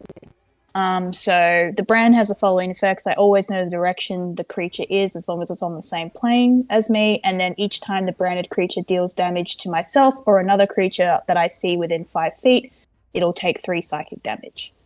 Awesome. And that Karu is and my I just turn. standing and buffing each other. Yeah, we're like, "Arr!" Yeah. It's like when a grizzly bear's running at you and you just stand shoulder to shoulder. And you just yell at it. Yeah, Yeah. we're just yelling at the Jabberwock. That's my turn. Cool. The wizard will step out and level his staff at the creature and start an incantation that Sorn, you may recognize as Hold Monster. And so the creature has to make a wisdom saving throw with disadvantage. It fails. Yes. Though you see as it how many?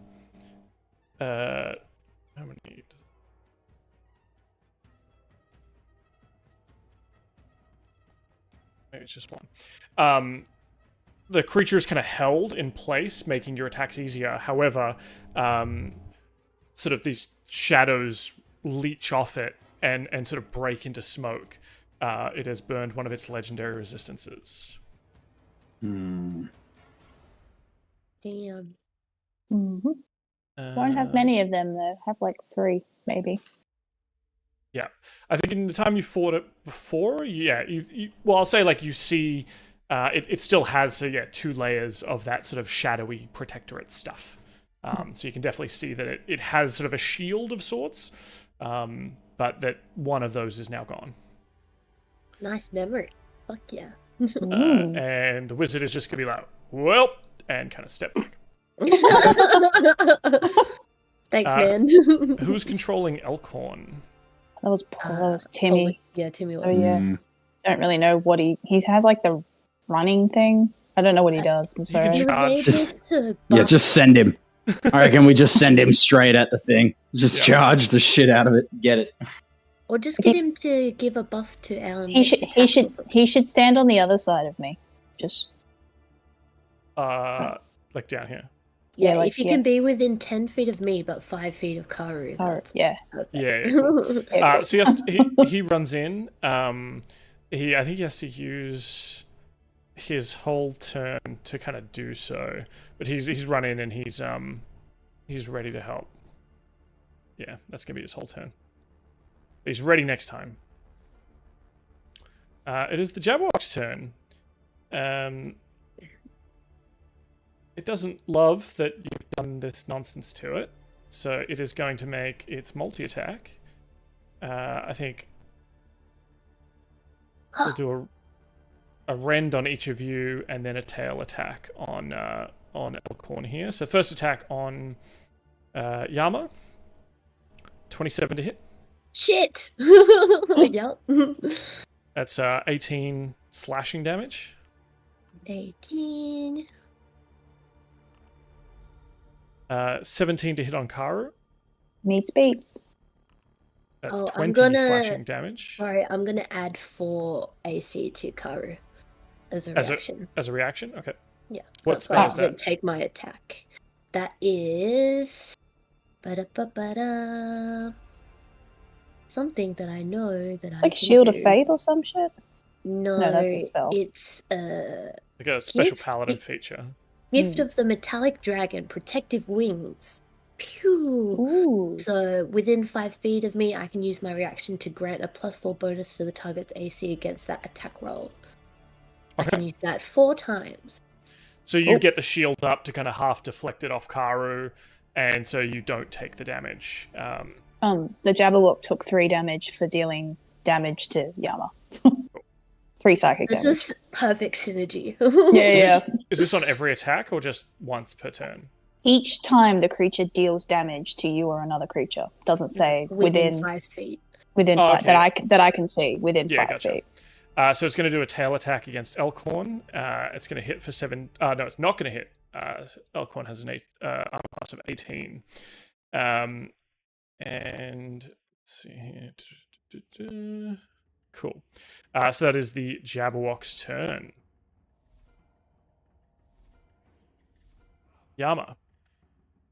Well, firstly, Lot is gonna run out, and I think she can get within 30 feet of Karu and do another. She can get me from there. Yeah, gonna do a minor heal. That's 5. Thank you. And then maybe she'll just step back 5 feet, like kind of just so she's out of the line of fire. And Yama's gonna stand and bang. And it's attack time. Mm-hmm. So he's also gonna smite on this. So let's see if we hit. It's only a 14. 14 does not hit. Oh, I have. How many allies within 30 feet of me? You have like 4. Yeah. So if I add a +4 to that attack, 18. Are you doing that? Yes. Yes. Then 18 hits. Awesome. So I can only do that once a day. So I'll do this plus. Oh my god! I rolled a 1 plus my smite. Sorry, everything's in like a different spot, of course. So divine smite is I waste a spell slot. So let's waste a 2nd level spell slot to do 3d8 damage. And 1 more d8. So that is a total of 17. Oh, sorry. 21. 21 damage. Thank you. All right. And then I'll take my 2nd attack. Is a 19 19 hits. for 5 damage. How many times can I smite? As many as you've got spell slots. Cool. Well, I'll just do another 2d8. So there we go. 14 points of damage. Okay. One thing I forgot to get you to do at the start of your turn. Yeah. Because the Jabberwock is kind of burbling to itself and making kind of weird noises, and you start your turn within 30 feet of it, you must make a DC 18 Charisma saving throw, please. Charisma. Well, that's not going to be good for Karu. 28. Jesus. Okay. You're fine. You're able to easily block that out of your mind. He's just so handsome. That's right. He's so sure of himself. Got that Iroh energy. Yeah. It was the tea from earlier. He's Unflappable. He's yeah. really feeling himself. Yeah. That's right. Cool. Is that everything for your turn, Yama? I think I have a little quickie. I don't know if the smite. Smites aren't part of an action. They're just tacked onto your attack, so they don't count. So you still have a bonus action. Bonus action, I can put Shield of Faith, but that's 1st level. Can I still do that as a bonus action? Yeah, you can still do that. Yeah, smites don't count as spells for this. Okay, cool. I'll add a +2 AC to Karu. Okay. Thank you. Welcome. Excellent. All right, end of your turn. Sorn, you're up next. Can you also make a charisma saving throw, please? Charisma save. Okay. 23. You're fine. Alrighty. Well, now, Let's just have a look. I am going to... Ooh. I want to look out from around the corner. Take a step out. And I'm going to second level Mind Spike the Jabberwock. But the last time we fought it, do I remember the magic's type that would hurt it? So I remember there was a type of magic that hurt it, but I'm just trying to remember if Sorn would remember that. Excellent question. Give me an Arcana check. A what? An Arcana check. 16. I'll say that you know that it's immune to poison, but you're not sure of the other things. Okay. Well, because I'm going to Mind Spike it, but I want to meta magic it into cold damage. Okay. So we're going to target him, and we are going to Mind Spike. And that's a DC 17 Wisdom save. Yep, with disadvantage. Of cold damage. It absolutely fails that. Yeah, and then it also takes 6 necrotic damage. Mm-hmm. So 5 minus 16 minus 6. For some reason my minusing isn't working in Foundry. Very Use nice. the calculator like a chump. Like a pleb. Okay, so that is what, 22 points of damage, and then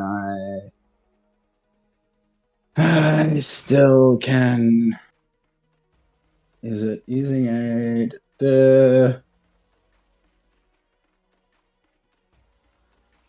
I'm going to activate the Fear Flame on my scythe as well. Okay. What does that do? Nothing. It's just Okay. I'm igniting the flame on it. And if I swing the scythe and hit it, I can impose fear on it. But Gotcha. I'm just going to get it ready just in case I decide to jump back in. And then I am going to use the remainder of my movement to fall back to our new wizard friend.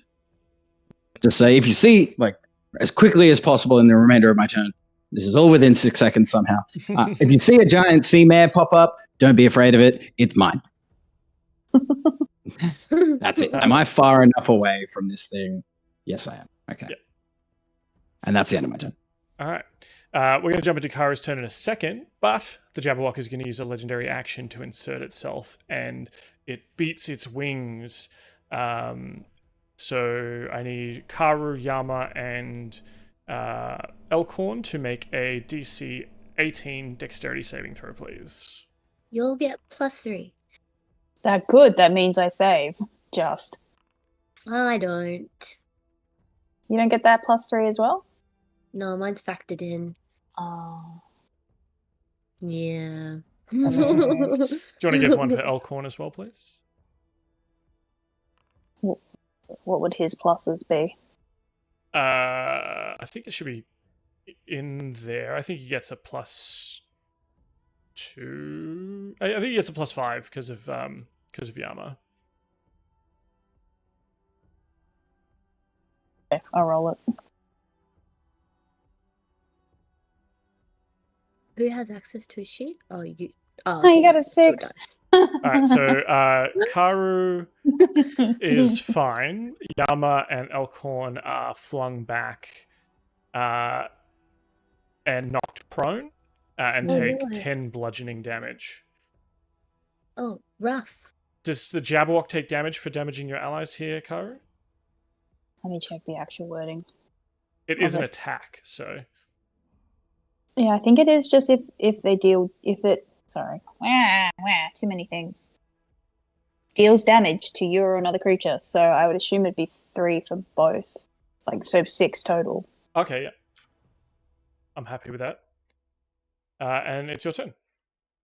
Do I have to do that roll that you made Yama do? Yes. You're still That's a within big one. Yama's aura. Yeah. +3. So that +3 to this, it's a charisma? Yep. DC 18 charisma.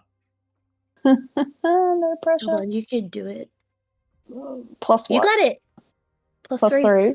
Yeah. Oh my god. Thank you. So you don't feel like the voices are overcoming you a little bit, but then you kind of look back, you see Yama, and just feel that glow of confidence, of calm energy. Yama's fallen over, but he's still got like He's, the like, teacup held rolling? aloft. You know, like he's like not spilling a With drop the pinky with the out. pinky out. And you're just like, oh yeah, no, we He's- got this. Yama is the shining one. He is my North Star. I look to him. I am guided through darkness. That's so cute. Someone clip that. That's beautiful. Um, All right, I'm your just, full turn. I'm gonna use my action to stab at him. No, I'm not. No, that roll. I'll try again. Or with that, either. I'm blinded by Yama. You do have inspirations. There are inspirations in the pool. There's I think 3 for the team, 1 for you personally. Oh yeah, that's right. I have an inspiration. Can I use it to reroll one of those attacks? Absolutely. Kill. That hit? No, it didn't. Did it? Nah. Blinded by the golden one. Just too excited. Burning that inspiration, unfortunately, gave you nothing. Yeah, that's okay. It happens sometimes. I don't think I can do anything else. No, I can't. That's all good. The wizard is going to step back out and what's he got here? What are his staff spells? A lot of his shit's AoE, which he's not keen to throw on this creature while you're all there. Oh, you can do magic missile. We like that. We like magic missile. We love magic missile. It always hits. Does he get 4? I believe so. Is that? I think that's just a level thing. I can cast Jim's magic missile if I wanted him to. Oh. Let's go, Wrinkle Run. 3 glowing darts of magical force. Let's go. 1, 2, 3. 4, 5, 9. Is this a fiend? No. You don't think so? Cool. Cool.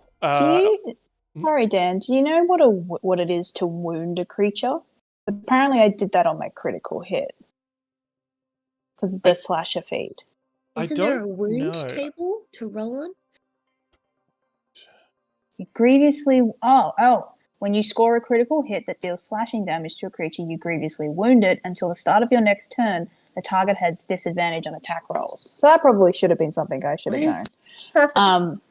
I do want to ask, can I say that Karu stepped back to be back within these two? Because my mobile feat means that I don't provoke opportunity attacks regardless of whether my melee attack hit or not. Oh, sure. Then yeah. You so- step back to get close to your allies, so it has to come chase you. Yeah. Sure. That's cool. Thank you. Cool. All right. So Wrinkle Run shoots some magic missiles at it, dealing a bit of damage. Elkhorn will stand up for his action. I'm just going to say that he'll use his commanding strike, and let you make another weapon attack before you fall back. How about that? Oh, sick. Yeah, okay. I will happily attempt to stab it again. Oh, never mind. God damn. Wow, it's low roll. +7 too. You just can't catch a break on this one. Okay, well that's his turn. The Jabberwock, you see it seems to be regenerating somewhat on its turn as it closes the distance. Yama and Elkhorn are... I think Elkhorn stood up properly. Yama, you're prone, so this attack would have advantage on you. But thanks to the wounding strike from Karu, I think we're just going to call it neutral because we didn't last time. Cool. 18 to hit. No. Lucky. Okay. We'll do an attack on Karu with disadvantage. 15 to hit. No. And a tail swipe on Elkhorn with disadvantage. 26 to hit. That'll hit. We like that. It takes 3 psychic damage. Yeah, it does. Can I give it a I can give him extra AC. How much would it boost him up to? He's currently on 18. I can give it 4. What did you roll, sorry? I didn't say. Oh, okay. Well, I'm going to give him 4 pretty AC. high. Yeah. I feel like it was pretty So high. he'd be on 22 AC. Unfortunately, a 26 still hits. Yeah. So Elkhorn's going to take 7 bludgeoning damage. If you roll him a con save as well. And the Jabberwock takes 3 damage. Elkhorn's fine, though. He's like been knocked back, jumps back up, charges back in, knocked back again. I love it. So energetic. And that's the Jabberwock's turn. Yama. Yama. Just priming the Am I- crit, are you? With the horns? Just Yeah, I think I'll just attack. I was considering eating that fruit. Would that be just like a move action to eat the fruit for 10 temp HP? I'll let you do it as a bonus action, I guess. Cool. Alright, 10 temp HP thanks to 1 silver fruit. Swing. That is a god damn, it's 11. Second attack is a goddamn 16. 16 is not enough. Do you still have more of that allies boost your thing? No, it's done. I can only use that once per day. Okay. That's a hobgoblin doesn't like to be seen failing kind of thing. Yeah. All right. That's it from Yama, I think. Yeah, Lot has a couple more heals left. Karu, how you doing? You good? Yeah, I'm alright for the moment. Maybe I think if she does a sacred flame, then I'll be fucked. Sacred Flame's just one target. Yeah, I think Okay, I don't. cool. Let's Doesn't do even a have an sacred attack flame roll. then. I don't think. No, the creature makes a dex save, I think. Yeah, DC 14 dex save. He just hits it. So Damn nothing. it. No damage. Okay, Uh, and we're done. Sorn's turn. Sorn is going to run. As he's running over, like he wants to run around this corner and get in range with everyone else. But as he's running, I'm going to cast my Mind Spike again to ice damage again. And pop that. 20 psychic damage for DC 17. At Wisdom disadvantage saving throw, still. disadvantage. Fails. He's going to burn a legendary resistance here to succeed. So he's going to take half damage. Is that right? Yep. He's still going to take another 5 points of necrotic damage from Hex. Yeah. So I think we'll say that that's the full damage, right? As in, like, it's only the Mind Spike that's halved. Yeah. Okay. So 15, 10 cold damage, and 5 necrotic. Yep, this thing is definitely on the ropes now. I am going to spit at it when I get in its face to try and piss it off. All right. And I will end my turn there. Okay. Karu, you're starting your turn in the 30 feet. I think I forgot to do this for Yama this time, but you'll need to make another charisma saving throw. Nope. Oh, do I need to do one of those too? You may as well, but I think you'll probably be fine. Charisma saving throw is 7. Roll a d4 for me, please, Karu. I don't want to. I don't want to. Fair enough. You don't have to. 2. The creature does nothing. Aww. As in, like, on my turn, I do nothing? Yeah. Meh. Right. Yep, So cool. it's a shitty ability. You're just very confused about everything that's going on, and can't seem to react. Ringle Run, our favorite wizard boy, is going to make his more magic missiles, just using up more of the staff.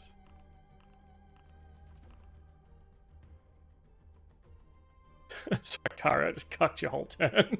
No, it's so funny. I was like,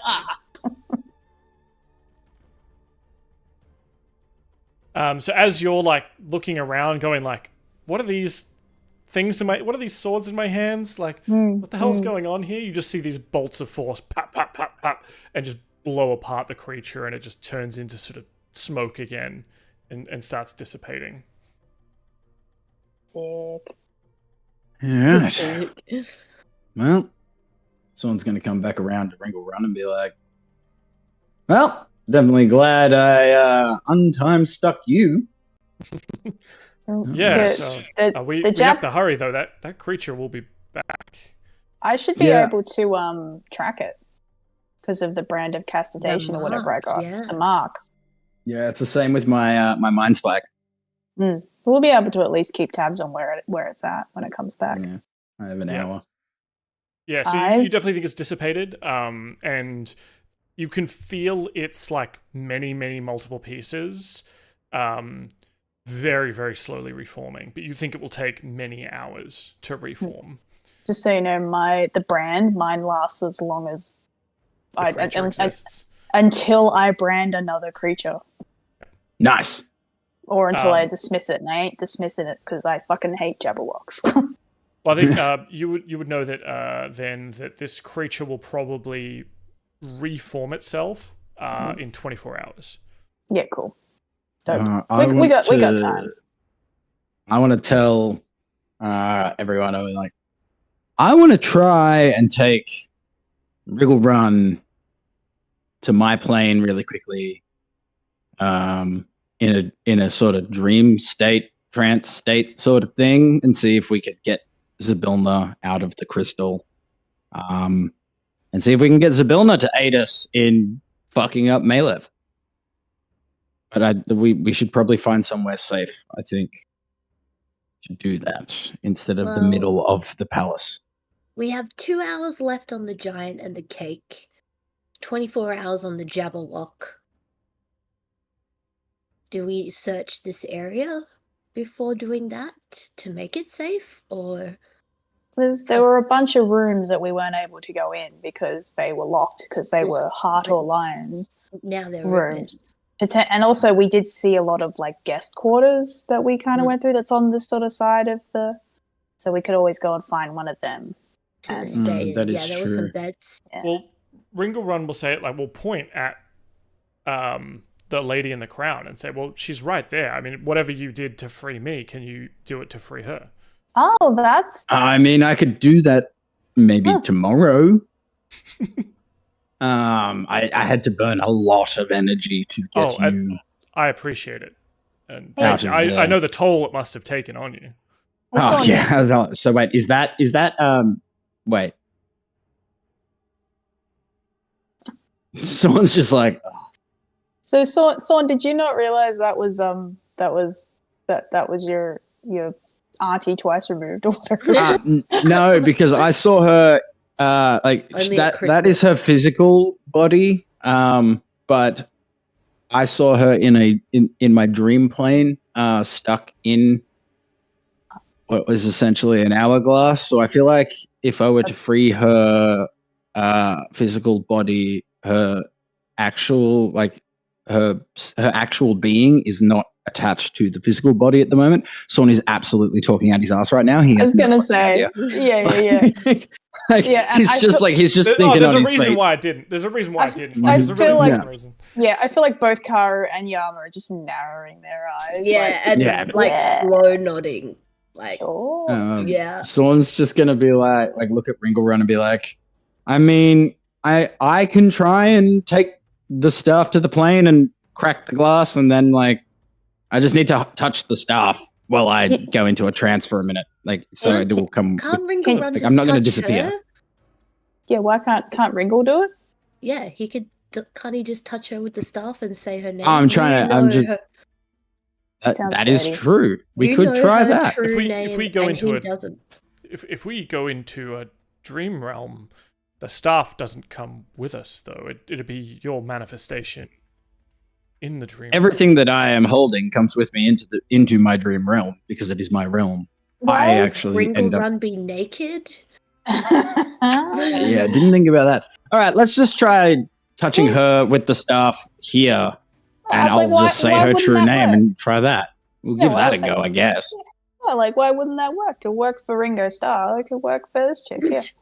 All right, let's go, Wriggle Rod. Let's make our way around the outside of the room. Don't get too close to that cauldron. Oh yeah, I learnt from last time. Karu's fucking on this side of the wall, and come over here. I'm coming too. Whilst you are over on that side of the wall, Karu, we'll just say you peek in. That door opposite you is a heart door. Wait, which one opposite me? This one right here. Yeah. Oh, this one right here. Oh yeah, cool.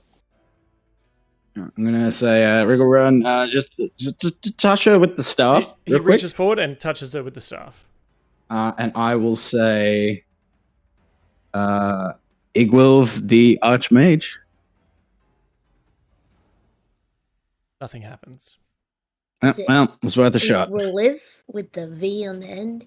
He looks down at his staff. He says, I'm sorry, I'm not sure if this is this artifact of good you were hoping for. I don't have any curse removal magic or anything. Yeah. I do, but what you say, you magician? a lot of my spells are about blowing things up. Yeah. Do you have the ability to counter magic?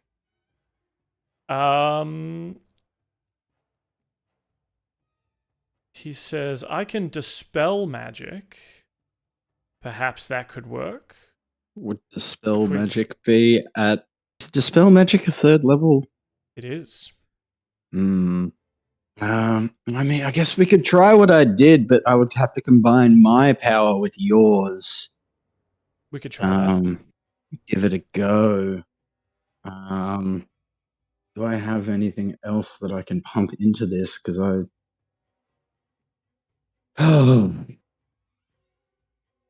suppose I could use some of my dreaming power as well to give it some endless energy, I guess, because I've got the bag dreaming. So I'm going to pull out, I'm like, okay, well, can you manifest a dispel into an orb like this? And I'll show him how I manifest my dispel. I'm going to use a remove curse. Show him how I manifested that into an orb. Yep. So he'll sort of stand side by side with you, and you're both almost ritual casting this spell into the same kind of pocket area. Yeah, and then I'm also going to reach around from in my cloak and pull out some of my dream sand and add it into the orb, and then signal that we're going to push the orb into her in the same way. It'll combine it into a crystal, but a crystal of the dreaming. Yep. And then shatter that against her in the same way that I freed him. So the magic blasts out onto her frozen form.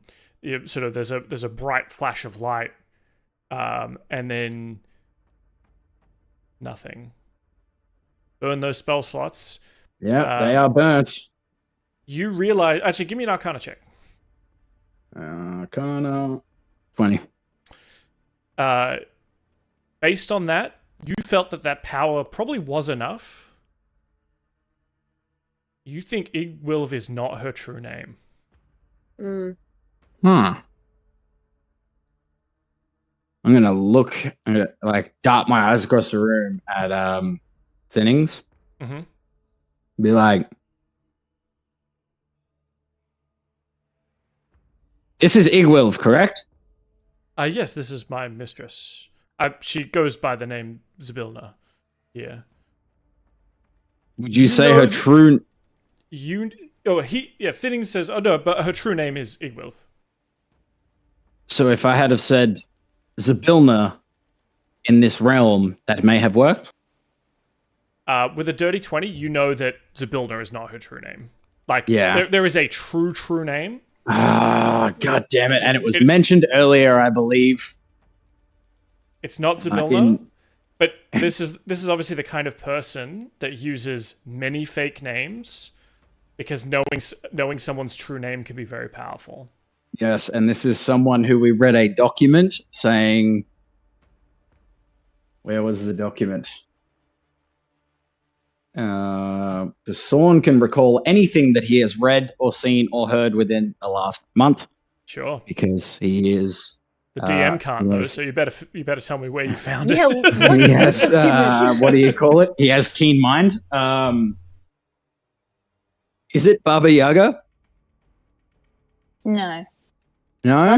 Baba Yaga's the head hag. Yeah, I know that, but we had the document of the dude in here was writing a document about someone requesting something from Baba Yaga. It's Igwilv. Like that's the I've just scrolled up in the chat. That was the word they used. Yeah. That was the name they used. Was Igwilv.